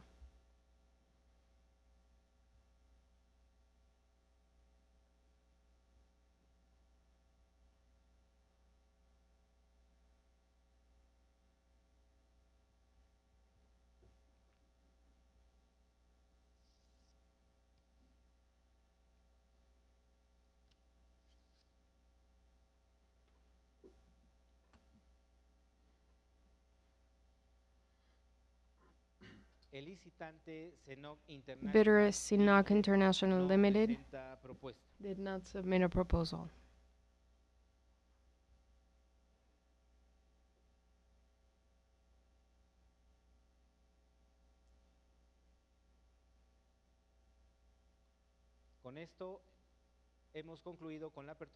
This concludes the opening of proposals by bidders for contracted area number 3. According to results shown on the screen, the area is declared void.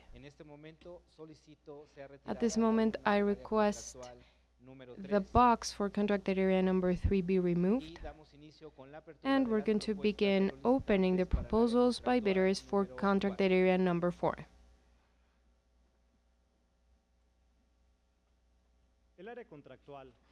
Contracted area number 4 is located in the Southeast Basin area. This area encompasses 58 square kilometers and comprises 2 fields, Ichalkil and Pococh.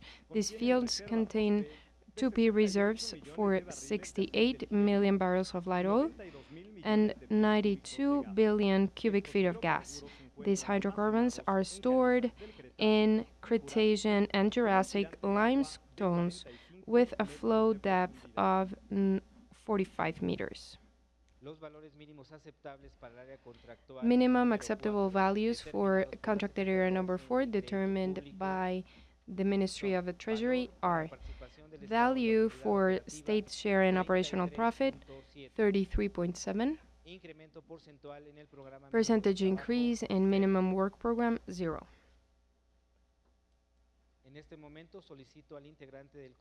At this moment, I request a member of the committee to extract proposals by bidders, separating economic proposals from bid securities.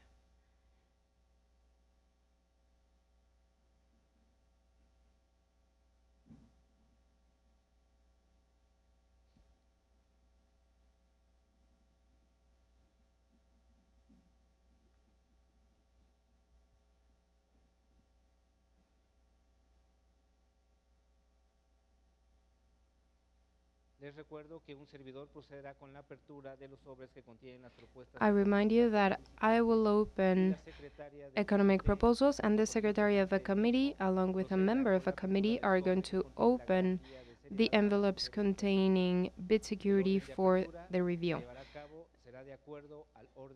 Envelopes will be opened according to the order in which bidders registered.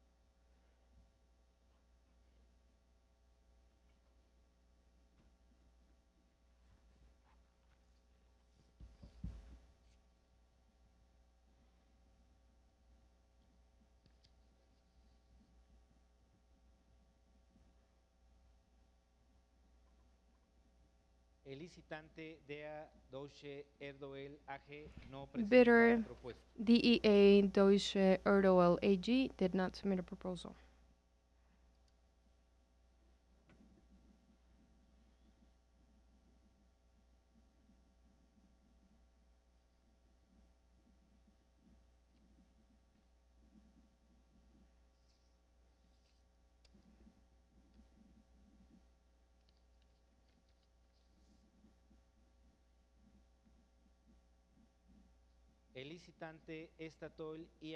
Bidder Statoil E&P Mexico S.A. de CV did not submit a proposal.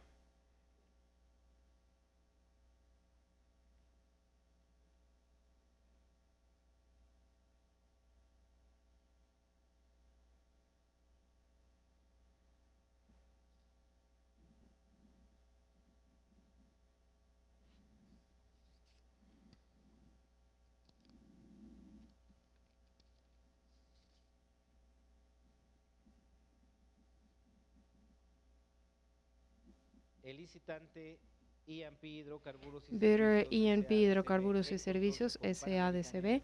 in consortium with Pan American Energy LLC did not submit a proposal.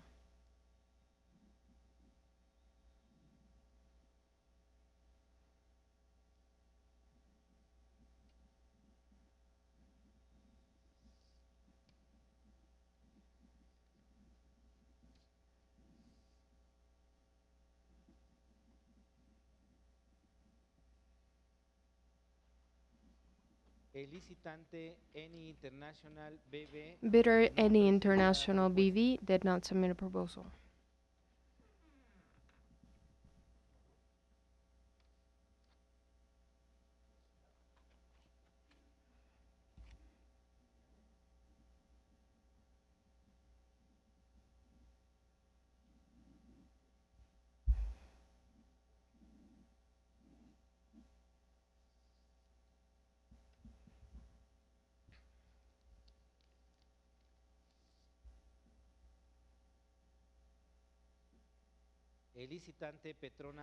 Bidder Petronas Carigali International EMP BV in consortium with Galp Energia EMP BV did not submit proposal.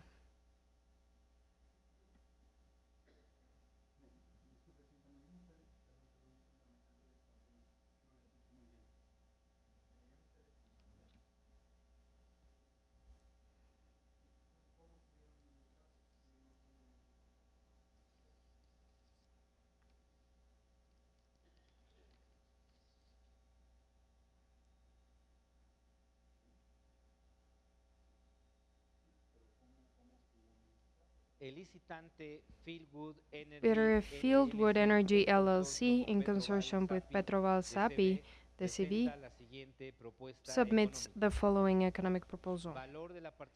Value of state share in operational profit, 74.00. 74.00. Percentage increase in minimum work program, 0. I repeat, 0.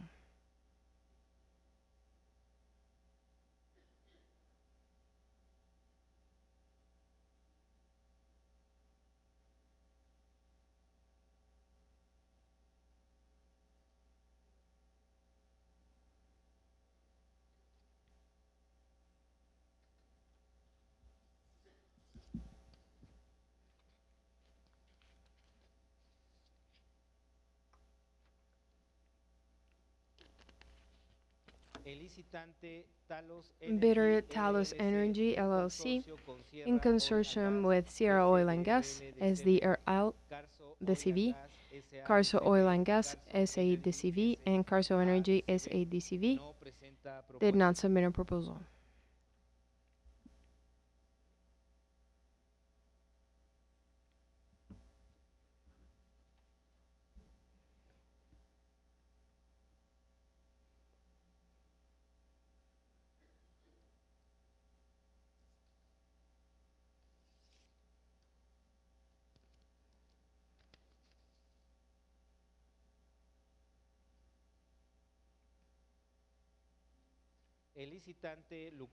Bidder Lukoil Overseas Netherlands did not present a proposal.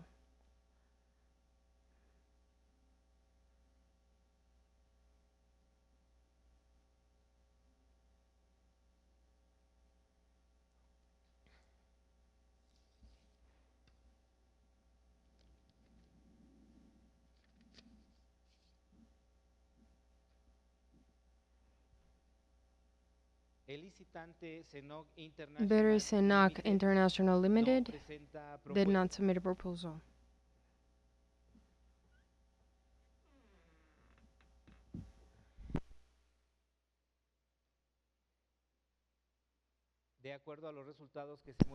According to the results, we have concluded opening proposals by bidders for contracted area number 4. According to the results shown on the screen, winning bidder is Fieldwood Energy LLC in consortium with Petroval SAPI, the CV.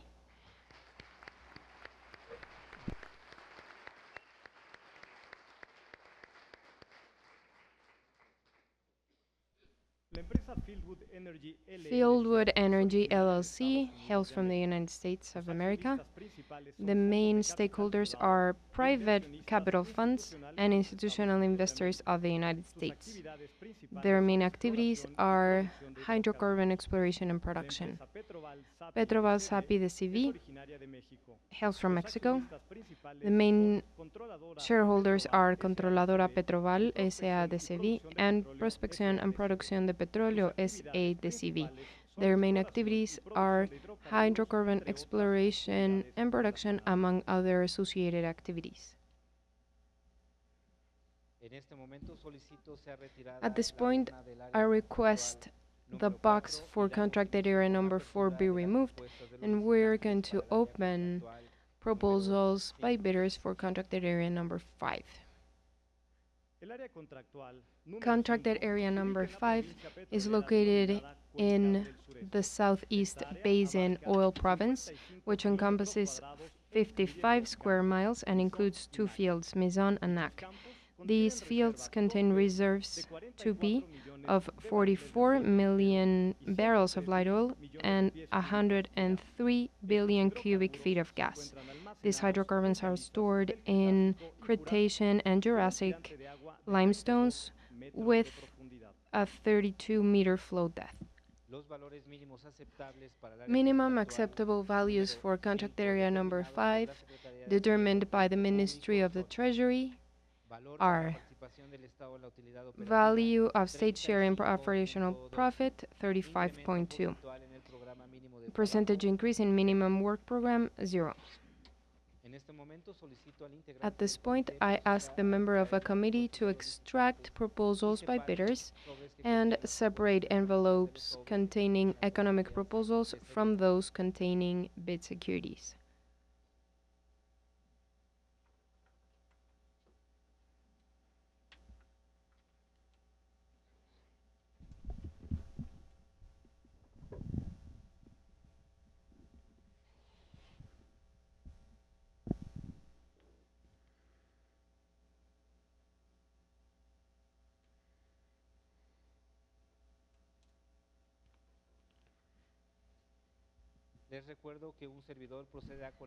I want to remind you that I will open the envelopes containing economic proposals of bidders, and the secretary of the committee, together with the member of the committee, will proceed to open the envelope that contains the bid security. The opening of the proposals will be accomplished in the order of registration.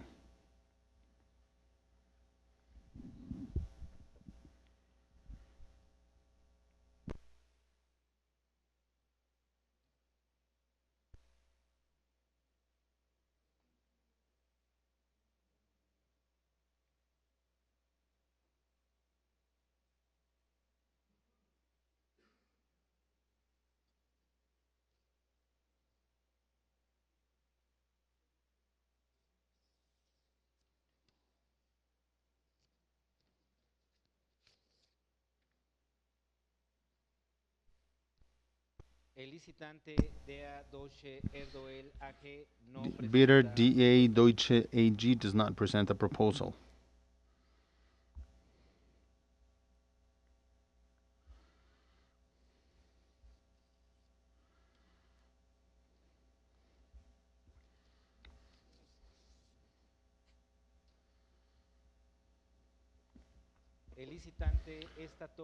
Bidder Estatoil EMP Mexico S.A. de CB does not present a proposal.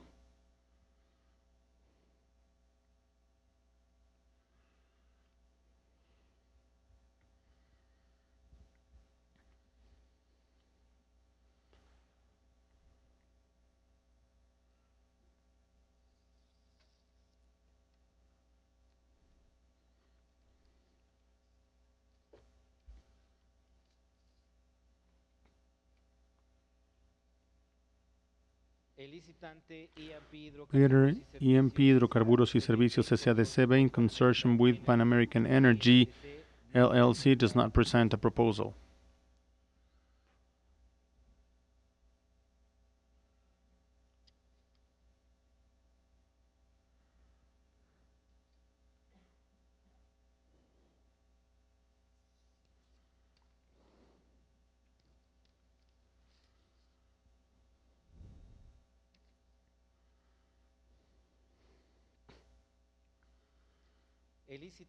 Bidder ENI International BV does not present a proposal.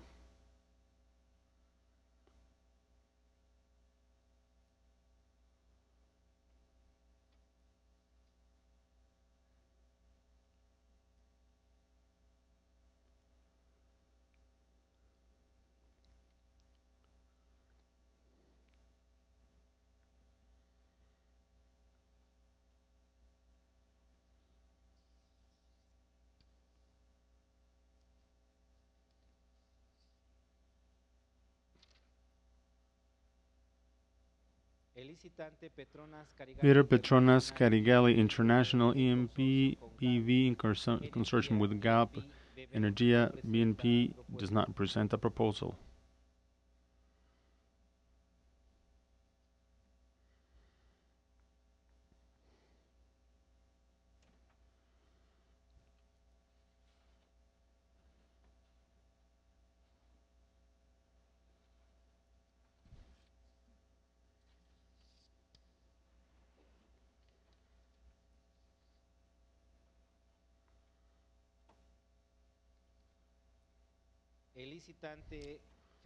Bidder Fieldwood Energy LLC, in consortium with Petrobal Sapi de Seve, does not present a proposal.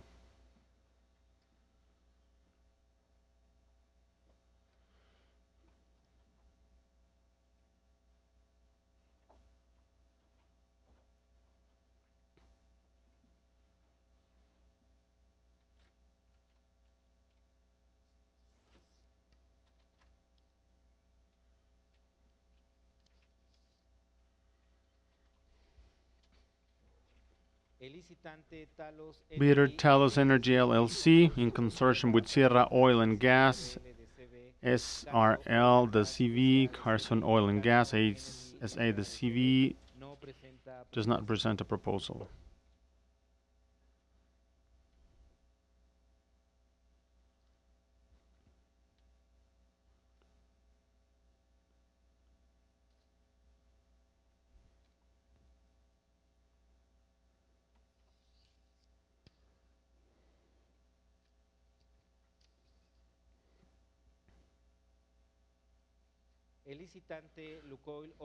Bidder Lukoil Overseas Netherlands BV does not present a proposal.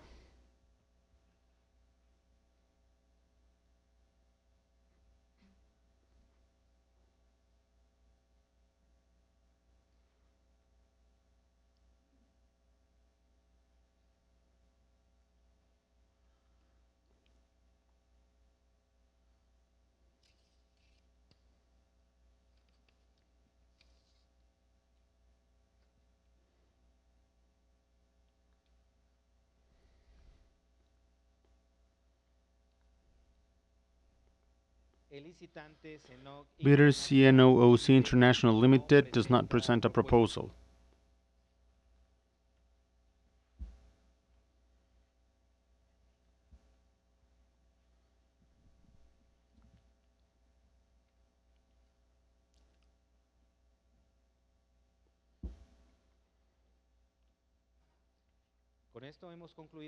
With this, we have ended the opening of the proposals for bidders for contractual area number 5. According to the results on the screen, contractual area number 5 is declared void.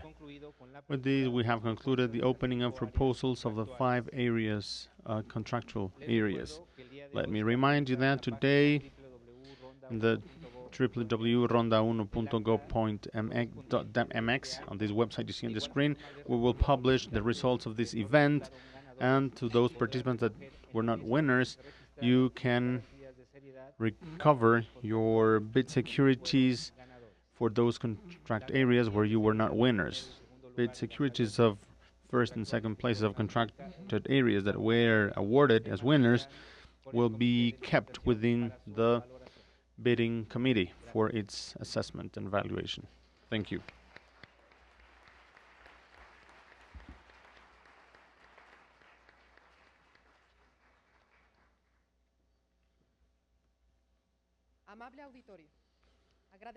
Kind audience, we would like to thank you all for your attention. The act of presentation and opening of proposals of the second tender of round 1 relative to the awarding of contracts for the extraction of hydrocarbons has concluded.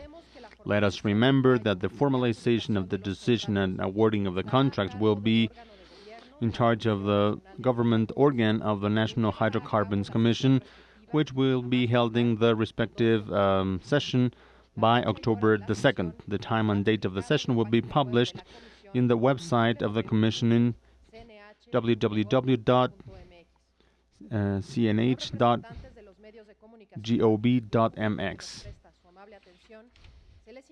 We would like to invite you now to the press conference that will be held in the same auditorium in 30 minutes. We want to thank you all for your attention and attendance. Thank you very much.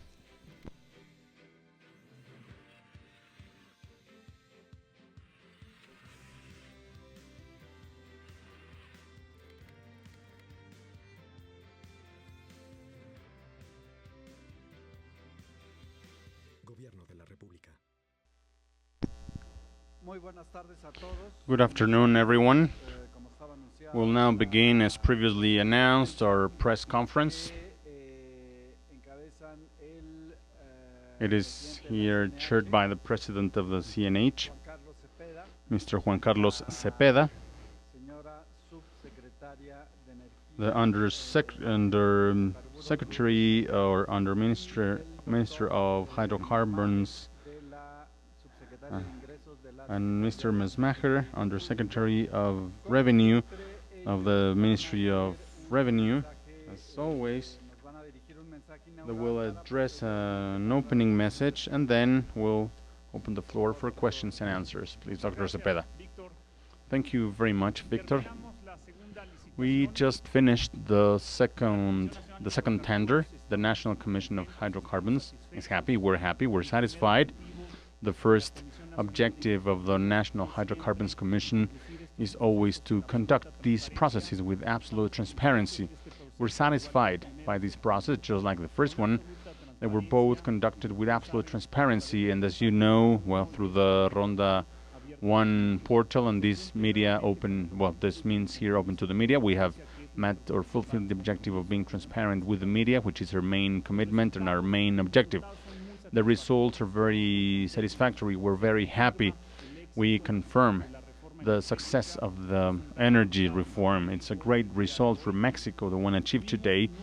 We had 9 bidders, 9 bidders participated here individually and as consortiums. We received 15 offers. 15 offers, valid offers were received. As you know, the competition, you saw it, was very intense in different blocks. 3 of the contracts were awarded. The result is very satisfactory. These 3 contracts awarded here today, in proportion to the 5 that were offered, naturally, well, this represents 60%. And let us bear in mind also that it's 9 fields grouped up in 5 contracts. In these 3 contracts, 6 fields are involved. Therefore, in terms of fields, 67% of the fields offered were awarded. When it comes to reserves, 3P reserves, out of the 3P reserves that were here as part of these contracted areas that were offered, the contracted areas involved from the contract that have been awarded, they represent 70% of 3P reserves of the fields that make up contracted areas of the 5 contracts. 70% of 3P reserves. The same if we measure it in terms of 2P reserves, 75% of 2P reserves of these 9 fields were awarded. They are part of the contracts that were awarded today. It is a great result, that one that we obtained today for Mexico, and I will now turn it over to Undersecretary Dr. Megar. Thank you very much. Good afternoon, everyone. First off, I'd like to acknowledge the National Commission of Hydrocarbons for once again having held completely transparent bidding process under the light of everyone, and I think the results obtained here have been very good. As you know, today we accomplished the second round of, well, the second tender of round 1. It's already been said. We're talking about 5 contracts for extraction in shallow waters in the Gulf of Mexico, and this is very good news for Mexico, because the awarding of these 3 contracts that contain 6 fields give us the augury that we can expect to see oil production by the end of this administration, by 2018, because these fields, the 6 fields that were placed here today, contain 1P reserves. The numbers that we have assessed allow us to see that we can expect a peak production for these 6 fields of at least 90,000 barrels per day, which would help revert the downward trend of oil production. I'd like to tell you that in the case of the first contract, that, as you know, contains 3 fields, we're talking about light crude, 33 API grades, whereas in the case of Hochi, which is the second contract, and Ichaquil-Pochoc, which are the third contract that was awarded today, we're talking about from medium to light type of crude. An important point to underscore here is that the competition that we saw today, the awarding of contracts, allow us to see that little by little we're creating this diverse universe of participants who will come and help in Mexican oil production. The winners here, you saw it today. We have companies like Eni in the case of the first contract, Eni, which is an Italian company.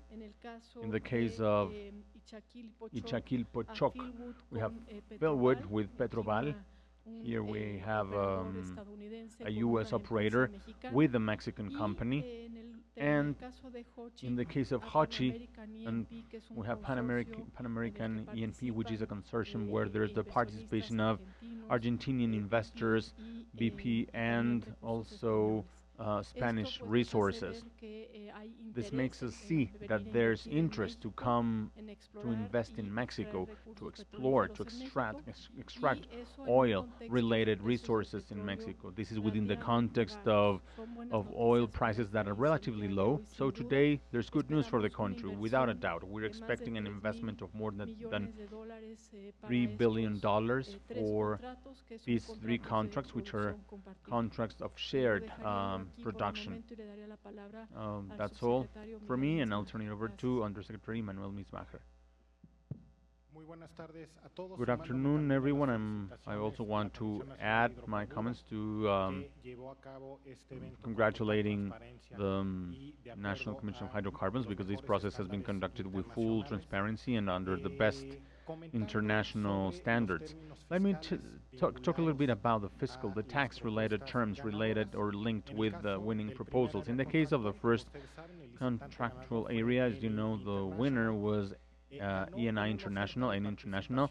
They won with an offer of value of state share in operational profit of 76%. And as we have said before, the tax framework in the contract contains other elements. It contains superficial quotas, a tax for municipalities and states, basic royalties, and also income tax, in such a way that what the state will be receiving is above what participants have offered as part of the winning variable in the tender. In the case of this first contractual area, that implies, or that means, that the percentage of profit that the state will be receiving with respect to that offer of 83.76%, once we have considered all the tax framework that applies to that first contractual area, goes up to 90% of the profit that will be generated in that first contract. In the case of contractual area number 2, where the winning bidders are the consortium Pan American Energy and E&P Hidrocarburos y Servicios, the winning proposal implied 76% operational profit for the state, because we considered all the additional fiscal framework, tax-related framework. That means that the state will be receiving 82% of the total profit linked with that contract under normal conditions, all this. And in the case of the fourth contractual area, where the winning bidder, as mentioned, was and Petrobar, they offered 60% of profit of the operational profit. With the tax framework complete, that means 84% of the profit for the state. As we have said, well, the contracts also contain progressivity elements, or an adjustment mechanism that will allow the state to receive a greater amount of profit in the event of positive surprises from the point of view of prices or the expected volume, which implies that in those extraordinary cases we would be receiving the percentage that the state would receive. The percentage received by the state would increase, and depending on the contract, it would be between 85 and 92% levels. Obviously, it'll be different for each of the three contracts. And as the chairman of the CNH already mentioned, and Undersecretary Melgar mentioned, clearly enough, these offers will foster the that will become part of the participation, that in spite of the fact that there is an international panorama with relatively low oil prices. This gives us confidence in the institutional, regulatory, and contractual framework that we have been building as a result of the energy reform. Thank you very much. Thank you very much. The first question is from reporter Nayeli Gonzalez from Excelsior Group. Thank you. Good afternoon. First of all, I'd like to ask, this result, is it what you expected? Did it surpass your expectations? Was it lower than what you expected? How did you see it? I also want to ask you, you were talking about the ranges of production costs. I don't know if you could give me that range these companies will have in the production of these fields. Two more questions.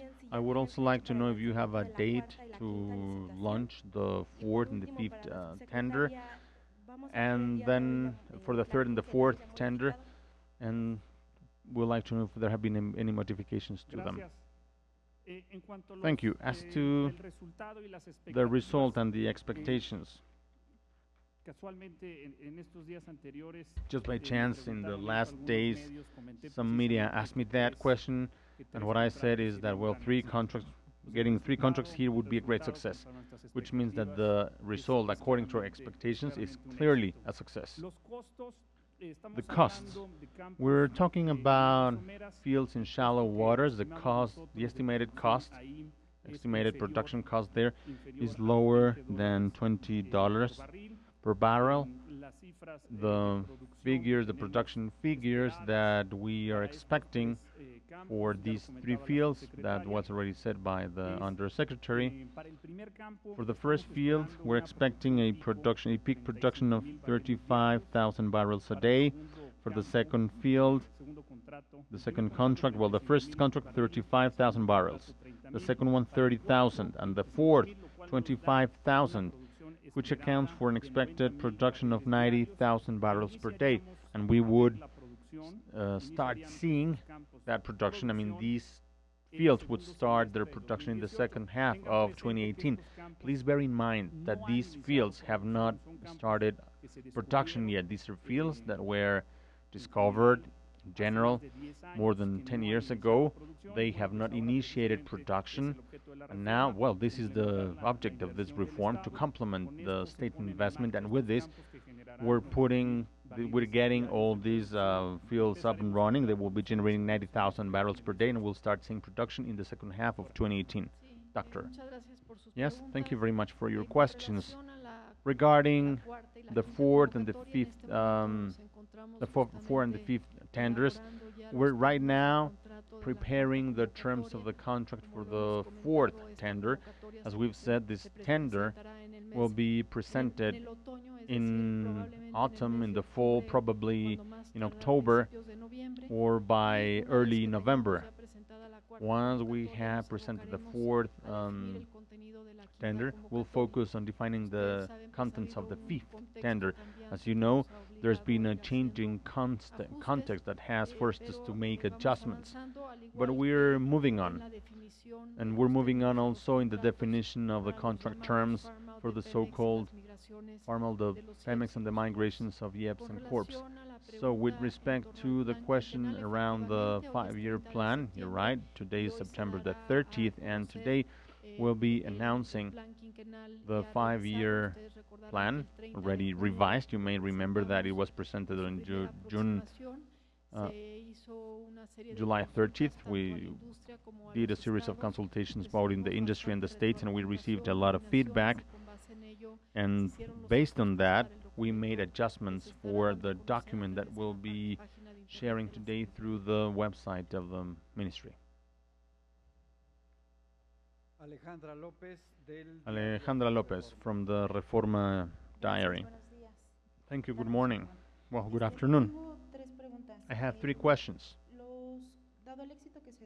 Given the success of today in the awarding of blocks, so the following phases, phase 3 will be modified. Do you foresee any changes in the contract model for the phase 3, or changes in the parameters that have already been defined for that phase? And the second question is, the blocks that were not assigned, are for heavy crude. Do you foresee any adjustments, or are you going to take this as an experience where you bid the farm outs of Pemex for similar areas? Do you foresee a possibility that the tax regime will be more permissive in farm outs of Pemex for, I mean, with respect to these contracts that were offered today? Well, let me just say, with respect to the documents of the third tender under Secretary Mishmacher, of course, he'll talk about tax-related matters, but for the third tender is the one that's just ahead of us. And the appointment, or the deadline to open the invitation is December 15th. There are no changes. This is a license contract. This is a tender that's working out all right. We have 59 companies that have already been given an appointment. I mean, they're submitting their pre-qualification documents. We have more than 80 that entered our data room, that finally paid their enrollment fee, who have an appointment, and we're submitting their documents. It's 59. So the CNH team is already reviewing and pre-qualifying 59 companies for the third tender, without a doubt the most numerous, and the one that without a doubt represents the biggest execution challenge for the National Hydrocarbons Commission. But it's working out all right, and the contract is not changing. We are maintaining the terms just the way they are. Now, regarding the question about the tax regime, as you have seen, we have handled different tax regime alternatives depending on the type of field. So in general, for example, for these shallow water fields, we are managing shared profit contracts, and for the third tender, the proposal is for this to be license agreements.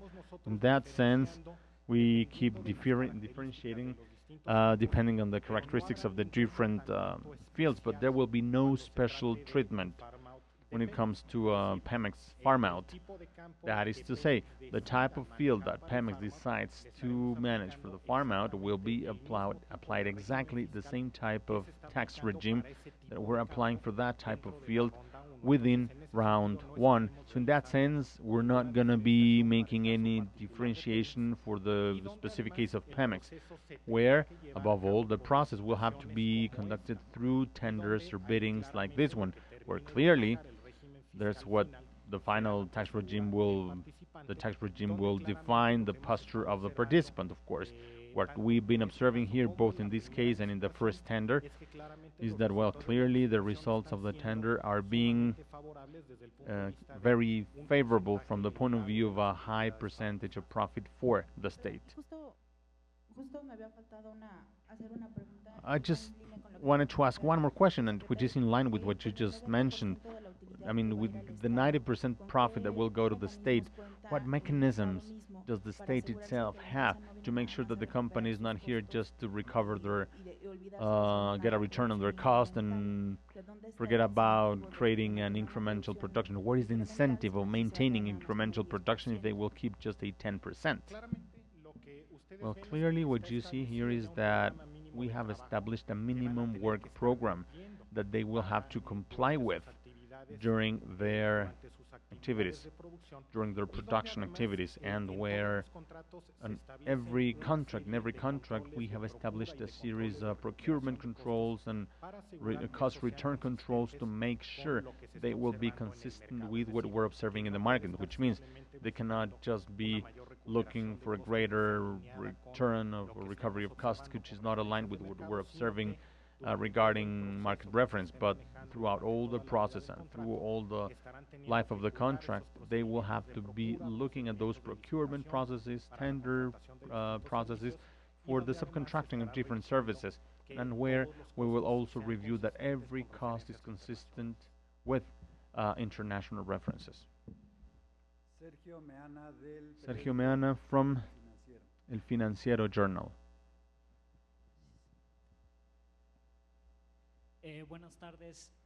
Good afternoon. Well, I have three questions. First of all, if this tender has been more successful than the previous one, what are the factors that you would attribute this greater success to? Is it the type of fields, or is this related to process factors? Number two, under Secretary, you were talking about a $1 billion investment in every field. However, what we see is that Pan American offers 100% more to investment of the minimum program. So my understanding here is that they're almost doubling the investment of the minimum program. So probably, do you think we can see something different in that case? And then for the other undersecretary, the ranges that you talked about of government take, that would be taking into account the fact that the adjustment mechanism would not come into play. I mean, the government take could even be greater, is that right? Okay, regarding the factors, the success factors, there are several elements in question here. Undoubtedly, one of them here, and we've said it, is there where we learned lessons from the first tender. We made adjustments. The government did its homework. We adjusted the consortium rules. We found better mechanisms, and we adjusted the requirements of financial securities for this type of large-scale investment projects. And Sergio, naturally, there's another important subject here, which means we're talking about fields where the reserves have already been discovered. The exploratory risk is practically null. All these elements come into play here, and as my colleagues, the other undersecretaries have mentioned here, we can highlight, we can congratulate on the success that Mexico achieved today under the circumstances of the international crude price, the price of crude in the world. We're below $30. The international price, I mean, when the Congress discussed and passed this reform, the international price has fallen by more than 60%. Other countries like the United States, Peru, in other latitudes, they have found and they're finding a lot of difficulties to obtain successful results in their biddings because of the international situation. So in spite of international prices, Mexico today has been very successful. This is something that we should congratulate on because, well, they are the ones that offer here are attractive fields, but we have to underscore the fact that the government did its homework and made the corrections that had to be made. Sergio, regarding the first question, I would like to add a comment, which is that one of the characteristics of the Mexican round is that we have diversity, both in geological areas and in terms of opportunities, and therefore this is also attractive for different types of companies. If we compare, for example, the companies that participate in the first tender and in the second one, some are the same, but others look for something more particular. Some are more focused on exploration, some others are more focused on extraction, and when we go to the third tender, we'll see another type of participants. I think this is part of the wealth in our country in terms of its resources. And therefore, we'll see a diversity of players, apart from the elements that have been highlighted by the chairman of the commission. Regarding investment amounts, every contract establishes a minimum work program, and evidently enough, the offer here to increase to 100% refers specifically to the increase on that minimum initial investment. In the case of these three contracts, would be $804 million for the first 3 years. The $1 billion per field per contract that I mentioned is a range that we have estimated, but it is clear that every company, and depending on what they see, well, they will define their investment amounts. Something interesting that we're discovering also is that perhaps what our geologists see will differ from what the geologists of the companies will see. And therefore, they can go and explore and perforate at different depths or develop different areas, and that will certainly require greater or lower investment.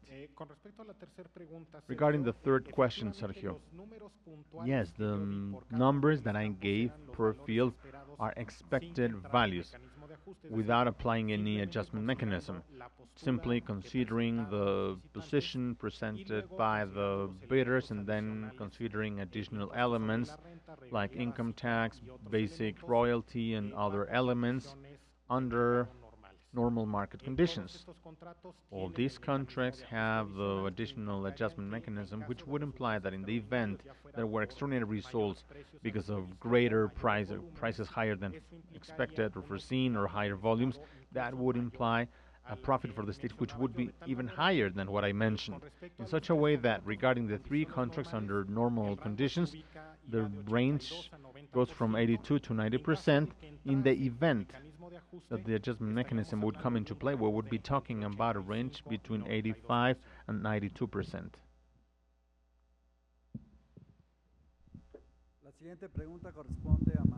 Next question is Manuel Hernández's from Grupo Asir.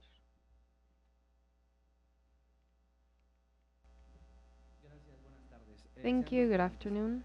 I have two questions. First is, well, the audience isn't very clear on this. You say this is a success, but two areas were deserted. One was almost void because there was only one participant. So can you explain in simple terms why this second tender is a success? And a few days ago, some NGOs said that some of the companies participating in these tenders had been involved in human rights and environmental rights violations. And these were two of the companies that won. One is the Italian company and the Argentinian company. So I'd like to know whether the government will make sure to review these companies so as to prevent similar situations in Mexico. Thank you. So you ask why this was a success. This was asked about before, the expectations. In the exploration and production of hydrocarbons in the world, a contract is never awarded 100%. In international practice, those ranges are around 30%. What we saw today is 60% awarded, and at this price level, it's clearly a success under any international parameter, especially if we look at the results other countries are obtaining. As regards the pre-qualification process, let me explain how this works, because this question is about the qualification or participants themselves. The National Hydrocarbon Commission conducts a very rigorous pre-qualification process. We evaluate technical aspects, we evaluate legal aspects, we assess, we make sure that proceeds are legal, and we check the company's record. In so far as technical aspects, we make sure that they have the technical capacity. Legal aspects comprise legal requirements as well as financial solvency. As regards proceeds, we have the support of the Financial Intelligence Unit of the Ministry of the Treasury to evaluate that these proceeds are legal or illicit, and we also evaluate the legal standing of companies, which is very relevant to what you're saying. Companies must present through their legal representative a letter and an affirmation which sets forth that neither the company's executives or shareholders have been convicted for crimes anywhere in the world. Many companies in the world are subject to investigation and supervision processes, but none of the participants or winners today have defaulted on the requirements set forth by the National Hydrocarbon Commission, which has been strict. And be sure that in Mexico we are establishing very stringent regulations as when it comes to quantifying reserves, hydrocarbon measurement. COFEMER has the plans for exploration and development, The Environmental Protection Agency of the Ministry of the Environment is also in the process of issuing this environment protection regulations. So the Congress generated a very sound legal framework, a technical regulation, which is the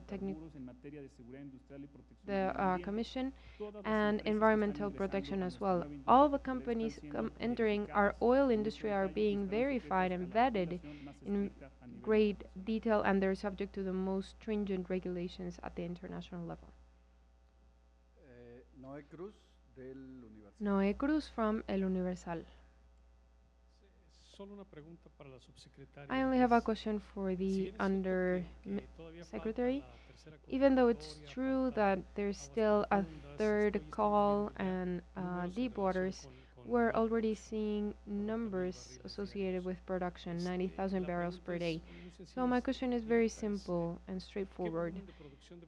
What oil production volume can we expect at the closing of this administration? Or rather, the question would be, have you established that number as a function of what you expect to obtain? Considering that a lot of the projects take some time to develop, but 90,000 barrels, which you are referring at least in the second call, if these were incorporated at this point, this would mean that Mexico would be producing 2.4 million barrels every day. I don't know if this figure will remain towards the end of the administration, or are you expecting a little more? But if you could please specify the goal for the closing of the administration, including the contribution of new participants, I think that would be great.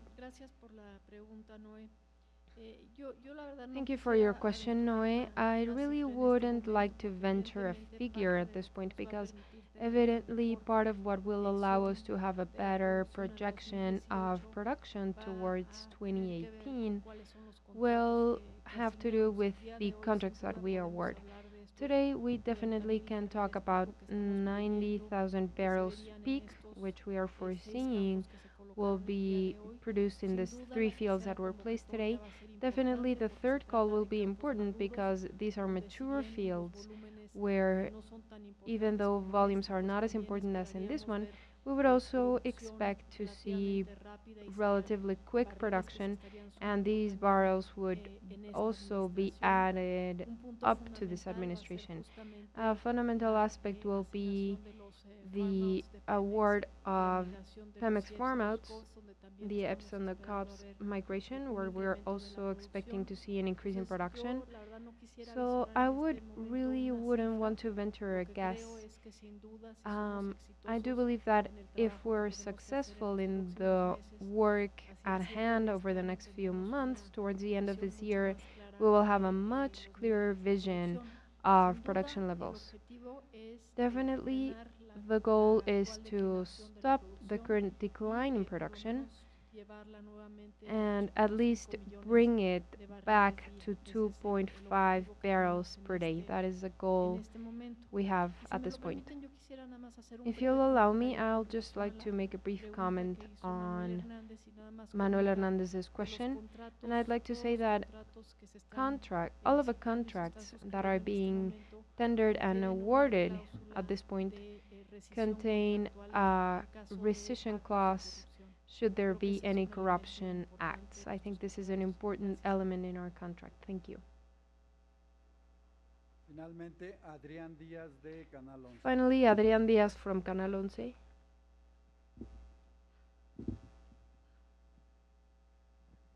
Gracias, buenas tardes a todos. Yo tengo un par de preguntas. Thank you, everybody. I have a couple questions. If the presiding commissioner could tell us what's next after the second call. You mentioned that the deadline is October the 2nd, but what is this deadline for? And especially for those of us following the broadcast, when are the contracts going to be signed? When are securities going to be given? So what comes next? And also, could you help us explain to people what is a light oil? Why is it attractive? And if we could please put ourselves in the shoes of regular people and tell them why these fields were very attractive. I mean, 3 out of 5 were awarded, and we would like to know specifically whether this oil or this hydrocarbon that you're going to extract could also be refined at Pemex's facilities. Thank you. Okay, so the first question is, what's next? By October 2nd, we will formally issue a ruling, and according to the law, we already have declared who the winners are. Now we have to go to the National Hydrocarbon Commission sitting on bank at a public session which we broadcast through the internet. That's where we will formally issue a ruling for the winners that we saw today. So we will do the formality on October the 2nd, and then we will sign the agreements, which we're expecting will happen over the next 60 days. Now the question about the type of crude. What is light crude? Some are light crude fields, some are heavy crude fields. When we talk about light crudes, we're talking about an API metrics with 30 degrees or more, which is the threshold to determine whether a crude is light, medium, or heavy. So all of these fields that were awarded were light except for one. Now, what is the advantage of a light crude? This means that the cost of refining, the procedure we have to apply to crude to separate the lighter and the heavier hydrocarbon molecules is a simpler process. In the end, to obtain gasoline is a component from a light hydrocarbon with molecules with few carbon molecules. When you have a light crude, that requires lower cost of processing to extract those molecules, because these molecules are almost ready to be gasoline. So the cost to refine this crude is a lot lower, and therefore has a great value in the market. It makes it more attractive, and in the market, crudes are distinguished because of their price and their grade, their API grade. So these crudes have a higher price on the market. We thank everybody for your presence at this venue. Oh, and about the refineries. Refineries operate by type of hydrocarbon. Whenever a refinery is built, it is custom made to one type of hydrocarbon. It is said that each refinery has a diet, so to speak. Refineries in Mexico, for example, the Gulf refineries in the U.S. are made especially for heavy Mexican crude. We do have some refineries for light crude. Of course, Pemex has refineries to refine this type of crude, light crude. I would also like to add that what Mexican refineries need more is light crude. So this is good news, because definitely this crude will be refined in our country. Yes, go ahead.